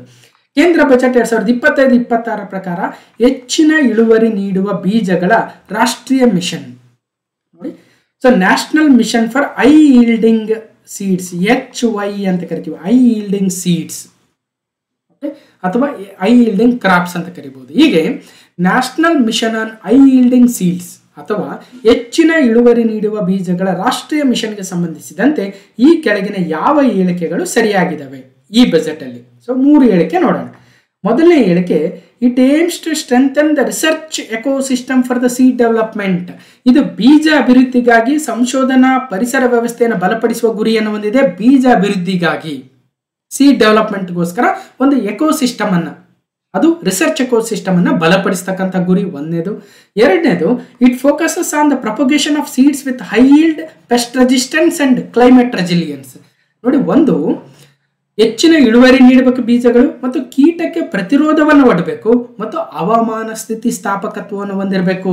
ಮಳೆ ಬರಲಿಲ್ಲ ಅಂದ್ರೆ ತಡ್ಕೋಬೇಕು, ಬಿಸಿಲು ಹೆಚ್ಚಾದರೆ ಹಾಗೆ ನಿಲ್ಲಬೇಕು, ಮತ್ತು ತಂಪು ಜಾಸ್ತಿ ಆದರೂ ಕೂಡ ಹೀಗೆ ಹವಾಮಾನ ಸ್ಥಿತಿ ಸ್ಥಾಪಕತ್ವ. ನಾವು ಹೇಳ್ತೀವಿ ತನುವು ಜಾಸ್ತಿ ಆಯಿತು, ತಂಪು ಜಾಸ್ತಿ ಆಯಿತು ಅಂತ ಬೆಳೆ ಬೆಳೀತಾ ಇಲ್ಲ ಅಂತ ಹೇಳ್ತೀವಿ, ಅಥವಾ ಬಿಸಿಲು ಜಾಸ್ತಿ ಆಯಿತು ಅಂತ, ಅಥವಾ ಇನ್ನೊಂದೇನು ಮಳೆ ಜಾಸ್ತಿ ಆಯಿತು ಅಂತ. ಹೀಗೆ ಕ್ಲೈಮೇಟ್ ರೆಸಿಲಿಯನ್ಸ್ ಇರ್ತಕ್ಕಂಥ ಸೀಡ್ಸ್ ಬೇಕು, ಮತ್ತು ಪೆಸ್ಟ್ ರೆಸಿಸ್ಟೆನ್ಸ್ ಅಂದರೆ ಕೀಟ ಪ್ರತಿರೋಧವನ್ನು ಹೊಂದತಕ್ಕಂತಹ, ಮತ್ತು ಹೈ ಈಲ್ಡ್ ಅನ್ನು ಹೊಂದಿರಬೇಕು, ಹೆಚ್ಚು ಇಳುವರಿ ಕೊಡಬೇಕು. ಹೌದು, ಹವಾಮಾನ ಸ್ಥಿತಿ ಸ್ಥಾಪಕತ್ವ ಹೊಂದಿದೆ, ಕೀಟ ಪ್ರತಿರೋಧ ಇದೆ, ಬಟ್ ಇಳುವರಿ ಮಾತ್ರ ಕಡಿಮೆ ಅಂದರೆ ನಮ್ಮ ರೈತರು ಬಳಸಲ್ಲ. ಓಕೆ, ಸೊ ಅದ್ರ ಮೇಲೆ ಕೇಂದ್ರೀಕರಿಸ್ತಾ ಇದೆಯಾ national mission on high yielding seeds? ನೋಡೋಣ. ಸೊ 3ನೇ ಹೇಳಿಕೆ, it ensures the commercial availability of more than 100 seed varieties released before the July 2024. ಇದು ಜುಲೈ 2024ರ ಮೊದಲು ಬಿಡುಗಡೆಯಾಗಿರ್ತಕ್ಕಂಥ 100ಕ್ಕೂ ಹೆಚ್ಚು ಬೀಜ ಪ್ರಭೇದಗಳ ವಾಣಿಜ್ಯ ಲಭ್ಯತೆಯನ್ನು ಖಾತ್ರಿಪಡಿಸುತ್ತದೆ. ಅಂದರೆ 3ನೇ ತಪ್ಪಾಗುತ್ತೆ, 1-2 ಸರಿಯಾಗಿದ್ದಾವೆ. ನೋಡೋಣ ಯಾಕೆ ಸರಿ, ಏನು ತಪ್ಪು ಅಂತ. National mission on high yielding seeds. National Mission on High Yielding Seeds will be launched aimed at, first one, strengthening the research ecosystem, right? Targeted development and propagation of seeds with high yield, pest resistance and climate resistance, right? Commercial availability of more than 100 seeds varieties released since July 2024. ಇಲ್ಲಿ ಏನಾಗ್ತಾ ಇದೆ, 2024 July ಮುಂಚಿತವಾಗಿ release ಆಗಿರ್ತಕ್ಕಂಥ 100 ಸೀಡ್ಗಳನ್ನು commercial ಆಗಿ ಕೊಡ್ತೀವಿ ಅಂತಲ್ಲ, 2024 July ನಂತರ release ಆಗಿರ್ತಕ್ಕಂಥ 100 ವೆರೈಟಿಯ ಸೀಡ್ಗಳನ್ನು ಇವತ್ತು ಕಮರ್ಷಿಯಲ್ಗೆ ಅವೈಲಬಿಲಿಟಿಗೆ ಕೊಡ್ತೀವಿ ಅಂತ ಹೇಳ್ತಾ ಇದ್ದಾರೆ, ರಿಲೀಸ್ ಮಾಡ್ತೀವಿ ಅಂತ ಕೂಡ ಹೇಳ್ತಾ ಇದ್ದಾರೆ.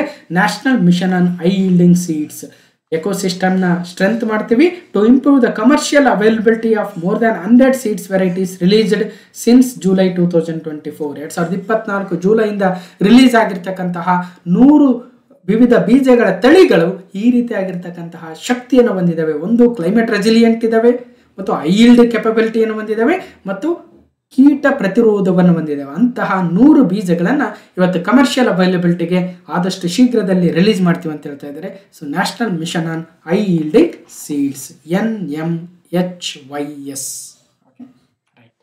ಇನ್ನು ಕ್ವಶನ್ ನಂಬರ್ 12, ಕೇಂದ್ರದ ಬಜೆಟ್ 2025-26 ಪ್ರಕಾರ, ಅಂದರೆ ಇದೇ ಬಜೆಟ್ ಪ್ರಕಾರ ಕೊಟ್ಟಿರುವ ಸಂದರ್ಭಕ್ಕೆ ಅನುಗುಣವಾಗಿ ಭಾರತದ ಸಾಗರ ವಲಯದ ಉಪಕ್ರಮಗಳಿಗೆ ಸಂಬಂಧಿಸಿದಂತೆ ಕೆಳಗಿನ ಯಾವ ಹೇಳಿಕೆಗಳು ಸರಿಯಾಗಿದ್ದಾವೆ? According to the union budget 2025-26, which of the following statements are correct regarding India's marine sector initiatives as per the given context? Marine ಸೆಕ್ಟರ್ಗೋಸ್ಕರ ಯಾವ ಹೇಳಿಕೆಗಳು ಸರಿಯಾಗಿದ್ದಾವೆ? ಮೊದಲನೇದು, India ranks as the largest producer globally in fish production and aquaculture. ಮೀನು ಉತ್ಪಾದನೆ ಮತ್ತು ಜಲಚರ ಸಾಕಾಣಿಕೆಯಲ್ಲಿ ಭಾರತವು ಜಾಗತಿಕವಾಗಿ ಅತಿ ದೊಡ್ಡ ಉತ್ಪಾದಕ ರಾಷ್ಟ್ರವಾಗಿದೆ. ಇಡೀ ಪ್ರಪಂಚದಲ್ಲಿ ಮೀನು ಉತ್ಪಾದನೆ ಮತ್ತು ಜಲಚರ ಸಾಕಾಣಿಕೆಯಲ್ಲಿ ದೇಶ ನಂಬರ್ 1 ಇದೆಯಾ? ಮೊದಲನೇ ಹೇಳಿಕೆ. ಎರಡನೇ ಹೇಳಿಕೆಗೆ ಹೋಗೋಣ. The value of India seafood exports is 60,000 crore. ಭಾರತದ ಸಮುದ್ರಾಹಾರ ರಫ್ತಿನ ಒಟ್ಟು ಮೌಲ್ಯ ಸುಮಾರು 60,000 ಕೋಟಿನ. ಮೂರನೇ ಹೇಳಿಕೆ, the government plans to prioritise the sustainable fisheries in the Indian exclusive economic zone and high seas with special focus on Andaman Nicobar and Lakshadweep islands. ಸ್ವಲ್ಪ budget ಅನ್ನು ಓದುವಾಗ ಕಂಪ್ಲೀಟ್ ಆಗಿ ಕೇಳಬೇಕು. ಬರೀ 74 ನಿಮಿಷ ಓದಿದ್ದಾರೆ, ಅಷ್ಟನ್ನು ತಿಳ್ಕೊಳಕ್ಕಾಗಲ್ವಾ? ಸೊ ಓದಿ ಅವ್ರ ಬಜೆಟನ್ನು ಕಂಪ್ಲೀಟಾಗಿ ಕೇಳಿ, PDF ಅನ್ನು ಓದಿ, ಜೊತೆಗೆ ವಿಡಿಯೋನ ನೋಡಿದರೆ, ನಮ್ಮ ವಿಡಿಯೋ ನೋಡಿದರೆ ಡೆಫಿನೆಟ್ಲಿ ನೆನಪಿರುತ್ತೆ. ಹೀಗೆ ಒಟ್ಟಾರೆಯಾಗಿ 2 ಮತ್ತು 3 ಹೇಳಿಕೆಗಳು ಸರಿಯಾಗಿದ್ದಾವೆ. ಅಂಡಮಾನ್ ಮತ್ತು ನಿಕೋಬಾರ್ ದ್ವೀಪ ಮತ್ತು ಲಕ್ಷದ್ವೀಪಗಳ ಮೇಲೆ ವಿಶೇಷ ಗಮನವನ್ನು ಕೇಂದ್ರೀಕರಿಸಿ ಭಾರತೀಯ ವಿಶೇಷ ಆರ್ಥಿಕ ವಲಯ ಮತ್ತು ಸಮುದ್ರಗಳಲ್ಲಿ ಸುಸ್ಥಿರ ಮೀನುಗಾರಿಕೆಗೆ ಆದ್ಯತೆಯನ್ನು ನೀಡ್ತೀವಿ ಅಂತ ಹೇಳ್ತಾ ಇದ್ದಾರೆ. ಭಾರತದ ಒಟ್ಟು ಸಮುದ್ರ ಆಹಾರದ ರಫ್ತಿನ ಮೌಲ್ಯ 60,000 ಕೋಟಿ ರೂಪಾಯಿ ಆಗುತ್ತೆ. ಬಟ್ ಇಡೀ ಪ್ರಪಂಚದಲ್ಲಿ ಮೀನು ಉತ್ಪಾದನೆ ಮತ್ತು ಜಲಚರ ಸಾಕಾಣಿಕೆಯಲ್ಲಿ ಭಾರತ ಅತಿ ದೊಡ್ಡ ರಾಷ್ಟ್ರವಲ್ಲ, ಬದಲಾಗಿ ಇಂಡಿಯಾ ರ್ಯಾಂಕ್ಸ್ ಸೆಕೆಂಡ್. ಎಷ್ಟನೇ ಸ್ಥಾನ? 2ನೇ ಸ್ಥಾನದಲ್ಲಿದೆ. India ranks second largest globally in fish production and aquaculture. Seafood export value 60,000 crore ಆಗುತ್ತೆ. To unlock the untapped potential of the marine sector. ಅದಕ್ಕೋಸ್ಕರ ಹೇಳ್ತೀವಿ, ಭಾರತದಲ್ಲಿ ಸಾಕಷ್ಟು ಮೆರೈನ್ ಉತ್ಪಾದನೆಗೆ ಅವಕಾಶ ಇದೆ. ಭಾರತದ ಪೂರ್ವ ಮತ್ತು ಪಶ್ಚಿಮ ಎರಡೂ ತೀರಗಳಲ್ಲೂ ಕೂಡ ಸಮುದ್ರ ಇದ್ದಾವೆ. ಹಾಗಾಗಿ to unlock the untapped potential, ನಮ್ಮಲ್ಲಿ ಸಾಕಷ್ಟು ಪೊಟೆನ್ಷಿಯಾಲಿಟಿ ಇದೆ ಮೆರೈನ್ ಸೆಕ್ಟರಲ್ಲಿ, ಬಟ್ ಅದನ್ನು ಬಳಸ್ಕೊಳ್ತಾ ಇಲ್ಲ. ಇನ್ನು ಮುಂದೆ ಬಳಸ್ಕೊಳ್ಳೋಣ ಅಂತ ಹೇಳ್ತಾ ಇದ್ದಾರೆ. ಅದಕ್ಕೋಸ್ಕರ ಇಂಡಿಯನ್ ಎಕ್ಸ್ಕ್ಲೂಸಿವ್ ಎಕನಾಮಿಕ್ ಝೋನ್ ಮತ್ತು ಐಸೀಸ್ ಅಂತ ತೆಗೆದುಕೊಂಡ್ಬಂದು ಅದರಲ್ಲಿ ಅಂಡಮಾನ್ ನಿಕೋಬಾರ್ ಐಲ್ಯಾಂಡ್ ಮತ್ತು ಲಕ್ಷದ್ವೀಪಗಳನ್ನು ಫೋಕಸ್ ಮಾಡಿ ಸೊ ಈ ರೀತಿಯ ಯೋಜನೆಗಳನ್ನು ತರ್ತೀವಿ. ಒಟ್ಟಾರೆಯಾಗಿ ಫಿಶರೀಸ್ ಮತ್ತು ಅಕ್ವಾಕಲ್ಚರಲ್ಲಿ ಹೆಚ್ಚಿನ ಪ್ರೊಡಕ್ಷನ್ ಅನ್ನು ಮುಂದಿನ ದಿನಗಳಲ್ಲಿ ತರ್ತೀವಿ ಅಂತ ಹೇಳ್ತಾ ಇದ್ದಾರೆ. So sustainable organisation of fisheries second largest globally, 60,000 crores ಇದೆ ಸಿ ಫುಡ್ ಎಕ್ಸ್ಪೋರ್ಟ್ಸ್. ಮತ್ತು ಅಂಡಮಾನ್ ನಿಕೋಬಾರ್ ಮತ್ತು ಲಕ್ಷದ್ವೀಪ ಐಲ್ಯಾಂಡ್ಗಳನ್ನು ಇದರಲ್ಲಿ ಫೋಕಸ್ ಮಾಡ್ತಾ ಇದ್ದಾರೆ. ಕೇಳಿಬಿಡ್ಬೋದು ಯಾವ ದ್ವೀಪಗಳು ಅಂತ. ಸಿ ಫುಡ್ ಪ್ರೊಡಕ್ಷನ್ನು ಸೊ ಚೆನ್ನಾಗಿ ಆಗ್ತಾ ಇದೆ ಬರ್ತಾ ಬರ್ತಾ. ಹಾಗೆ ಇನ್ನೂ ಕೆಪಬಿಲಿಟಿ ಇದೆ, ಪೊಟೆನ್ಷಿಯಾಲಿಟಿ ಇದೆ, ಅದನ್ನು ಬಳಸ್ಕೋಬೇಕು. ಚೀನಾ ಅತಿ ಹೆಚ್ಚಿನ ಫಿಶ್ ಪ್ರೊಡಕ್ಷನ್ ಮಾಡ್ತಾ ಇದೆ, 2ನೇ ಸ್ಥಾನದಲ್ಲಿ ಭಾರತ ಇದೆ, 3ನೇ ಸ್ಥಾನದಲ್ಲಿ ಇಂಡೋನೇಷ್ಯಾ ಇದೆ. China top 10 countries in global aquaculture, China, India, Indonesia. ಇನ್ನು ರಾಜ್ಯಗಳು ಅಂತ ಬಂದಾಗ ಆಂಧ್ರ ಪ್ರದೇಶ, ವೆಸ್ಟ್ ಬೆಂಗಾಲ್, ಕರ್ನಾಟಕ 3ನೇ ಸ್ಥಾನದಲ್ಲಿದೆ. Share in India's fish production 2022-23 details ನೋಡಿದರೆ. ಇನ್ನು ಮಿಷನ್ ಫಾರ್ ಕಾಟನ್ ಪ್ರೊಡಕ್ಟಿವಿಟಿ ಇಲ್ಲಿ ಕಾಟನ್ ಪ್ರಾಡಕ್ಟಿವಿಟಿ ಅಂದರೆ ಒಟ್ಟಾರೆಯಾಗಿ ಹತ್ತಿ ಬೆಳವಣಿಗೆ, ಹತ್ತಿ ಉತ್ಪಾದನೆ ಸ್ವಲ್ಪ ಕುಂಠಿತಗೊಳ್ತಾ ಇದೆ ಅಲ್ವಾ, ಅದನ್ನು ಇನ್ನಷ್ಟು ಶಕ್ತಿಗೊಳಿಸಬೇಕು ಅನ್ನೋ ಉದ್ದೇಶದಿಂದ for the benefit of lack of cotton growing farmers I am pleased to announce the mission for cotton productivity. This 5-year mission will facilitate the significant improvements in productivity and sustainability of cotton farming and promote the extra long staple cotton varieties. ಜೊತೆಗೆ ಒಟ್ಟಾರೆಯಾಗಿ ಮುಂದಿನ 5 ವರ್ಷಗಳಲ್ಲಿ mission for cotton productivity ಅಂತ ತರ್ತಾ ಇದ್ದಾರೆ. ಆ ಮೂಲಕ ನಮ್ಮ ದೇಶದ ಹತ್ತಿ ಉತ್ಪಾದಕ ರೈತರನ್ನ ಮತ್ತಷ್ಟು ಸಬಲೀಕರಣಗೊಳಿಸ್ತಕ್ಕಂತಹ ಮತ್ತು ಟೆಕ್ಸ್ಟೈಲ್ ಸೆಕ್ಟರ್ನ ಉತ್ತೇಜನ ನೀಡ್ತಕ್ಕಂಥ ಒಂದು ಯೋಜನೆಯನ್ನು ತರ್ತಾ ಇದ್ದಾರೆ, mission for cotton productivity. 5-year mission ಆಗುತ್ತೆ. ಎಕ್ಸ್ಟ್ರಾ ಲಾಂಗ್ ಸ್ಟೇಪಲ್ ಕಾಟನ್ ವೆರೈಟೀಸನ್ನು ತರ್ತೀವಿ ಅಂತ ಹೇಳ್ತಾ ಇದ್ದಾರೆ ಮತ್ತು ಟೆಕ್ನಾಲಜಿ ಸಪೋರ್ಟನ್ನು, ಸೈನ್ಸ್ ಸಪೋರ್ಟನ್ನು ಫಾರ್ಮರ್ಸ್ಗೆ ನೀಡ್ತೀವಿ. So align with our integrated 5F vision for the textile sector, ಇದನ್ನು ಕೂಡ ತರ್ತೀವಿ, mission for cotton productivity. Question number 13, ಕೇಂದ್ರ ಬಜೆಟ್ 2025-26 ಪ್ರಕಾರ ಕಿಸಾನ್ ಕ್ರೆಡಿಟ್ ಕಾರ್ಡ್ಗಳು, ಇದು ವೆರಿ ವೆರಿ ಇಂಪಾರ್ಟೆಂಟ್. ಈ ಯೋಜನೆಗೆ ಸಂಬಂಧಿಸಿದಂತೆ ಈ ಕೆಳಗಿನ ಯಾವ ಹೇಳಿಕೆಗಳು ಸರಿಯಾಗಿದ್ದಾವೆ? According to the union budget 2025-26, which of the following statements are correct regarding the Kisan credit card scheme as per the given context? ಮೊದಲನೇ ಹೇಳಿಕೆ ಅಂದರೆ, ಈಗ ಕಿಸಾನ್ ಕ್ರೆಡಿಟ್ ಕಾರ್ಡ್ಗಳನ್ನ ಯಾಕೆ ಕೊಡಬೇಕು? ಈಗ ರೈತರು ಏನು ಮಾಡ್ತಾರೆ, ರೈತರಿಗೆ ಲಾಭ ಬರ್ತಕ್ಕಂಥದ್ದು ಅಥವಾ ದುಡ್ಡು ಬರ್ತಕ್ಕಂಥದ್ದು ಬೆಳೆ ಕಟಾವು ಮಾಡಿ ಅದನ್ನು ಮಾರಿದ ನಂತರ ಮಾತ್ರ. ವರ್ಷದಲ್ಲಿ ಒಂದು ಬೆಳೆ ಬೆಳೆದ್ರೆ ವರ್ಷದಲ್ಲಿ ಒಂದೇ ಸಲ ಅವರಿಗೆ ಆದಾಯ ಬರೋದು, ಅದು ಲಾಭನೋ ನಷ್ಟನೋ, ಒಟ್ಟ ದುಡ್ಡು ಬರುತ್ತೆ. ಹಾಕಿರೋ ಖರ್ಚೆಷ್ಟು, ಬಂದಿರೋದೆಷ್ಟು. ಈಗ ಅದು ಬೆಳೆ ಕೊನೆಗೆ ಮಾರಾಟ ಆಗೋವರೆಗೆ ಇರ್ತಕ್ಕಂಥ ಸಮಯದಲ್ಲಿ ಆತ ಆ ಬೆಳೆಗೆ ಫಸ್ಟ್ ಬಿತ್ತನೆ ಮಾಡಬೇಕು, ಕಳೆ ತೆಗಿಬೇಕು, ಗೊಬ್ಬರ ಹಾಕ್ಬೇಕು, ಎಣ್ಣೆ ಹೊಡಿಬೇಕು, ಅದಕ್ಕೆಲ್ಲ ಖರ್ಚು ಬೇಕು. ಆತನ ಹತ್ರ ದುಡ್ಡಿರಲ್ಲ. ಹಾಗಾಗಿ ಆತ ಹೋಗಿ ಸಾಲವನ್ನು ತೆಗೆದುಕೊಂಡು ಬರ್ತಾನೆ. ಆ ಸಾಲ ಮುಟ್ಟಿಸ್ಬೇಕಂದ್ರೆ ವರ್ಷದ ಕೊನೆಯಲ್ಲಿ ಬಡ್ಡಿ ಎಷ್ಟಾಗಿರುತ್ತೆ. ಇವತ್ತೆಲ್ಲ ನೋಡ್ತಾ ಇದ್ದೀವಿ ಮೈಕ್ರೋ ಫೈನಾನ್ಸ್ ಏನಾಗ್ತಾ ಇದೆ ಅಂತ. ಎಷ್ಟೋ ಜನ ರೈತರು, ಎಷ್ಟೋ ಜನ ಮಹಿಳೆಯರು, ಎಷ್ಟೋ ಜನ ಯುವಕರು ಆತ್ಮಹತ್ಯೆಗಳನ್ನು ಮಾಡ್ಕೊಳ್ತಾ ಇದ್ದಾರೆ. ಅದಕ್ಕೆ ಸರ್ಕಾರ ಸುಗ್ರೀವಾಜ್ಞೆ ತರ್ತಾ ಇದೆ, ಅದು ಬೇರೆ ವಿಚಾರ. ಹೀಗೆ ರೈತರಿಗೆ 1 ಲಕ್ಷ, 2 ಲಕ್ಷ, 3 ಲಕ್ಷ ಬೇಡ, 5 ಲಕ್ಷ, ಅವ್ರಿಗೆ ಎಷ್ಟು ಬೇಕು, ಆ ಸಣ್ಣ ರೈತರು, ದೊಡ್ಡ ರೈತರು, ಮಧ್ಯಮ ರೈತರು, ಅವ್ರಿಗೆ ಒಂದಷ್ಟು ಸರ್ಕಾರವೇ ಸಾಲ ನೀಡಿಬಿಟ್ರೆ, ಅದಕ್ಕೋಸ್ಕರ ಕಿಸಾನ್ ಕ್ರೆಡಿಟ್ ಕಾರ್ಡನ್ನು ತಂದಿದೆ. ಆ ಕಿಸಾನ್ ಕ್ರೆಡಿಟ್ ಕಾರ್ಡಲ್ಲಿ ಇರ್ತಕ್ಕಂಥ ಅಮೌಂಟಿನ ಮೊತ್ತ ಸಾಕಾಗ್ತಾ ಇಲ್ಲ, ಅದನ್ನು ಹೆಚ್ಚಿಸಬೇಕು ಅಂತ ಹೇಳ್ತಾ ಇದ್ದಾರೆ. ಹಾಗಾದರೆ ಅದಕ್ಕೋಸ್ಕರ ಕಿಸಾನ್ ಕ್ರೆಡಿಟ್ ಕಾರ್ಡನ ಬಗ್ಗೆ ಈ 3 ಹೇಳಿಕೆಗಳಲ್ಲಿ ಎಷ್ಟು ಸರಿ ಇದ್ದಾವೆ ನೋಡೋಣ. KCC, Kisan Credit Card, provides a short-term loans exclusively to the farmers and doesn't cover fishermen and dairy farmers. ಇಲ್ಲಿ ಏನು ಹೇಳ್ತಾ ಇದೆ, KCC ಕಿಸಾನ್ ಕ್ರೆಡಿಟ್ ಕಾರ್ಡ್ ಅಂತಕ್ಕಂಥದ್ದು ರೈತರಿಗೆ ಪ್ರತ್ಯೇಕವಾಗಿ ಅಲ್ಪಾವಧಿಯ ಸಾಲವನ್ನು ಒದಗಿಸುತ್ತದೆ. ಇದರಲ್ಲಿ ಮೀನುಗಾರರು ಮತ್ತು ಹೈನುಗಾರಿಕೆ ಮಾಡುವವರನ್ನು ಒಳಗೊಂಡಿರುವುದಿಲ್ಲ ಅನ್ನುವ ಮೊದಲ ಹೇಳಿಕೆ ಇದೆ, ಗಮನಿಸಬೇಕು. ಹಾಗಾದ್ರೆ ಮೀನುಗಾರರು, ಹೈನುಗಾರಿಕೆ ಮಾಡ್ತಕ್ಕಂಥವ್ರು ಕಿಸಾನ್ ಕ್ರೆಡಿಟ್ ಕಾರ್ಡ್ ಅಡಿಯಲ್ಲಿ ಬರ್ತಾರಾ ಇಲ್ವಾ? ನೆನ್ಪಿಟ್ಟಿರ್ಬೇಕಿಲ್ದೆ ಹೋದ್ರೆ ಎಕ್ಸಾಮ್ ಅಲ್ಲಿ ಮೈನಸ್ ಆಗುತ್ತೆ. ನೆಕ್ಸ್ಟ್ ಹೇಳಿಕೆ, the loan limit under the modified interest subvention scheme has been increased from 3 to 5 lakh for the loans taken through the KCC. So ಈ ಒಂದು ಸಹಾಯಧನ ಯೋಜನೆ ಅಡಿ KCC ಮೂಲಕ ಪಡೆದ ಸಾಲದ ಮಿತಿಯನ್ನು 3 ರಿಂದ 5 ಲಕ್ಷಕ್ಕೆ ಹೆಚ್ಚಿಸಲಾಗಿದೆ ಬಜೆಟ್ ಅಲ್ಲಿ, ಹೌದಾ ಇಲ್ವಾ ನೋಡೋಣ. ನೆಕ್ಸ್ಟ್ 3ನೇ ಹೇಳಿಕೆ, KCC facilitates the short-term loans for 7.7 crore beneficiaries including the farmers, fishermen and dairy farmers.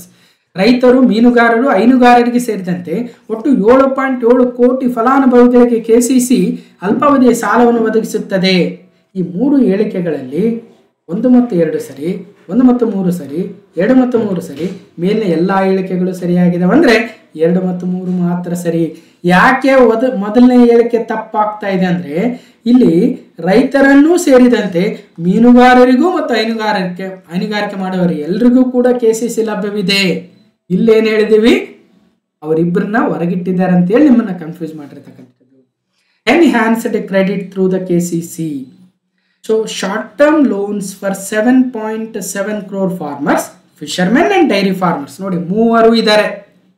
ಮತ್ತು 3ರಿಂದ 5 ಲಕ್ಷ ರೂಪಾಯಿವರೆಗೆ ಏರಿಸಿದ್ದಾರೆ ಕೆಸಿಸಿ ಕ್ರೆಡಿಟ್ ಕಾರ್ಡ್ ಲಿಮಿಟ್ ಅನ್ನ. ಕಿಸಾನ್ ಕ್ರೆಡಿಟ್ ಕಾರ್ಡ್ ಮಿತಿ 5 ಲಕ್ಷ ರೂಪಾಯಿಗೆ ಏರಿಕೆ.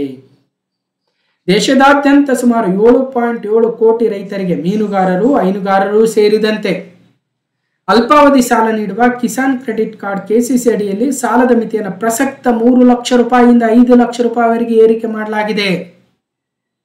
ಇದರ ಕಾರಣ ಗ್ರಾಮೀಣ ಆರ್ಥಿಕತೆಯ ಬಲವರ್ಧನೆಗೆ ಪುಷ್ಟಿ ನೀಡುತ್ತೆ. ಜೊತೆಗೆ ಅನಗತ್ಯವಾಗಿ ರೈತರು ಅನಧಿಕೃತ ಸಾಲದ ಸುಳಿಗೆ ಸಿಲುಕೋದು, ಸಾಲಗಾರರ ಪೀಡನೆಯಿಂದ ಬೇಸತ್ತು ಆತ್ಮಹತ್ಯೆಗೆ ಶರಣಾಗುವುದನ್ನ ಕೆಸಿಸಿ ಮಿತಿ ಹೆಚ್ಚಳ ತಪ್ಪಿಸಲಿದೆ.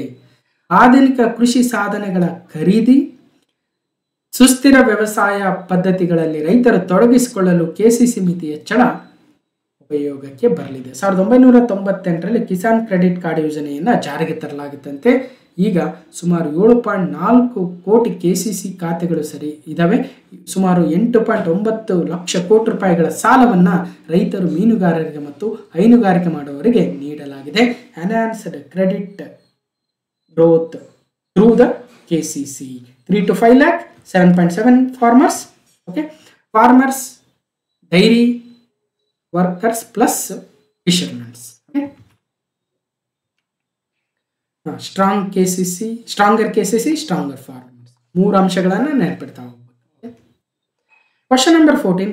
ಈ ಒಂದು ಬಜೆಟ್ ಅಲ್ಲಿ ಭಾರತದಲ್ಲಿ ಯೂರಿಯಾ ಉತ್ಪಾದನಾ ಉಪಕ್ರಮಗಳಿಗೆ ಸಂಬಂಧಿಸಿದಂತೆ ಕೆಳಗಿನ ಹೇಳಿಕೆಗಳನ್ನು ಗಮನಿಸಿ.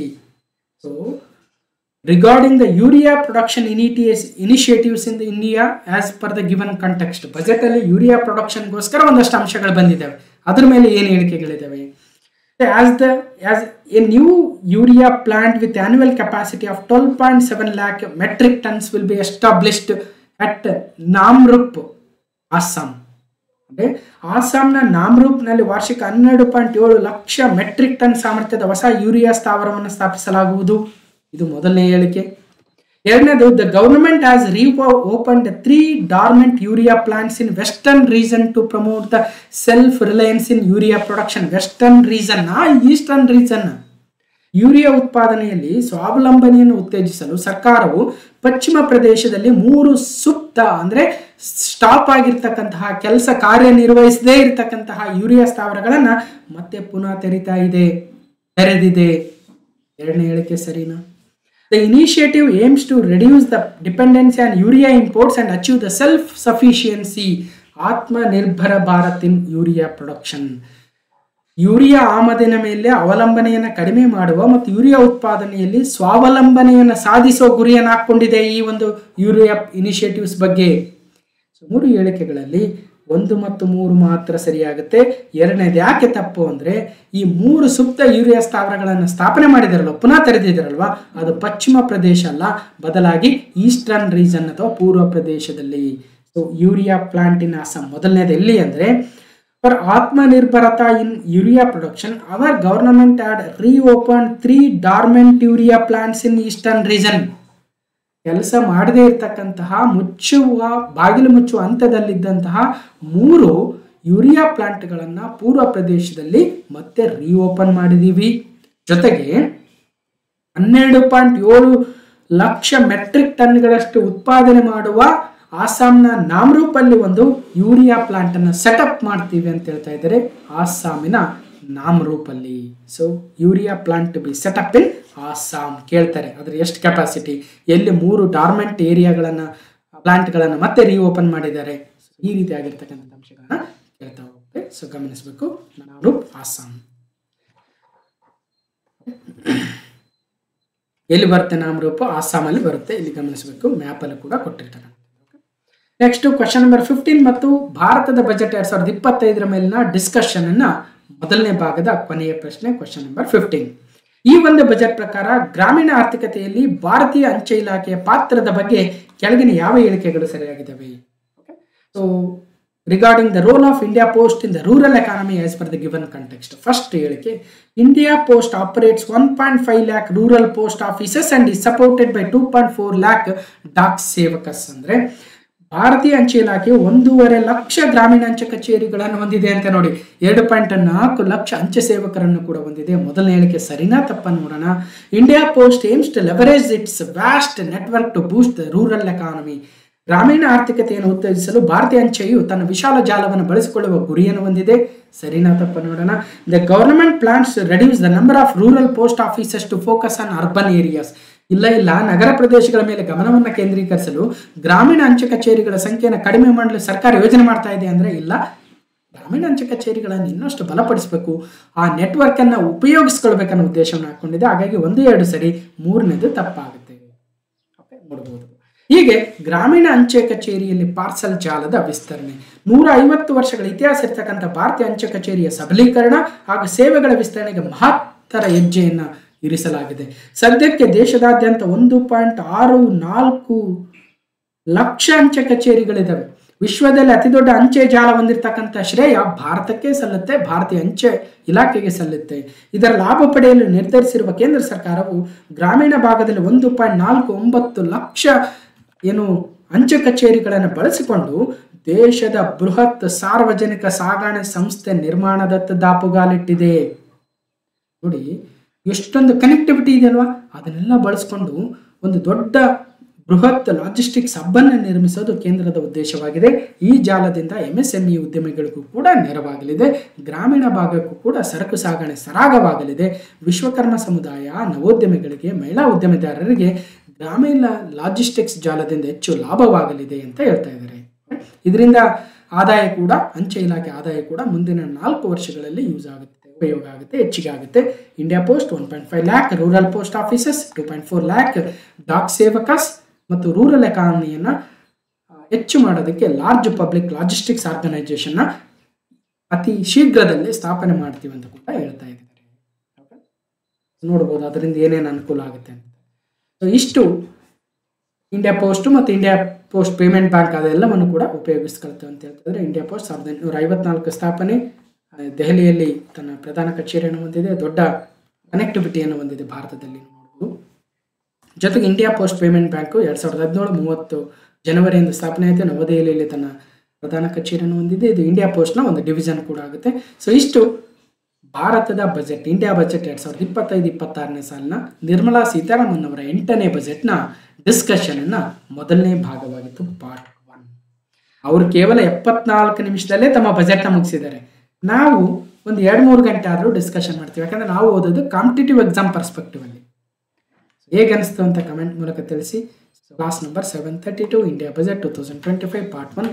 ಈ ವಿಡಿಯೋನ ಕಂಪ್ಲೀಟ್ ಆಗಿ ನೋಡಿರ್ತಕ್ಕಂತಹ ನಿಮ್ಮೆಲ್ಲರಿಗೂ ವಂದನೆಗಳನ್ನು ಸಲ್ಲಿಸ್ತಾ ಮತ್ತೆ ಮುಂದಿನ ವಿಡಿಯೋದಲ್ಲಿ ಸಿಗೋಣ ಅಂತ ಹೇಳ್ತಾ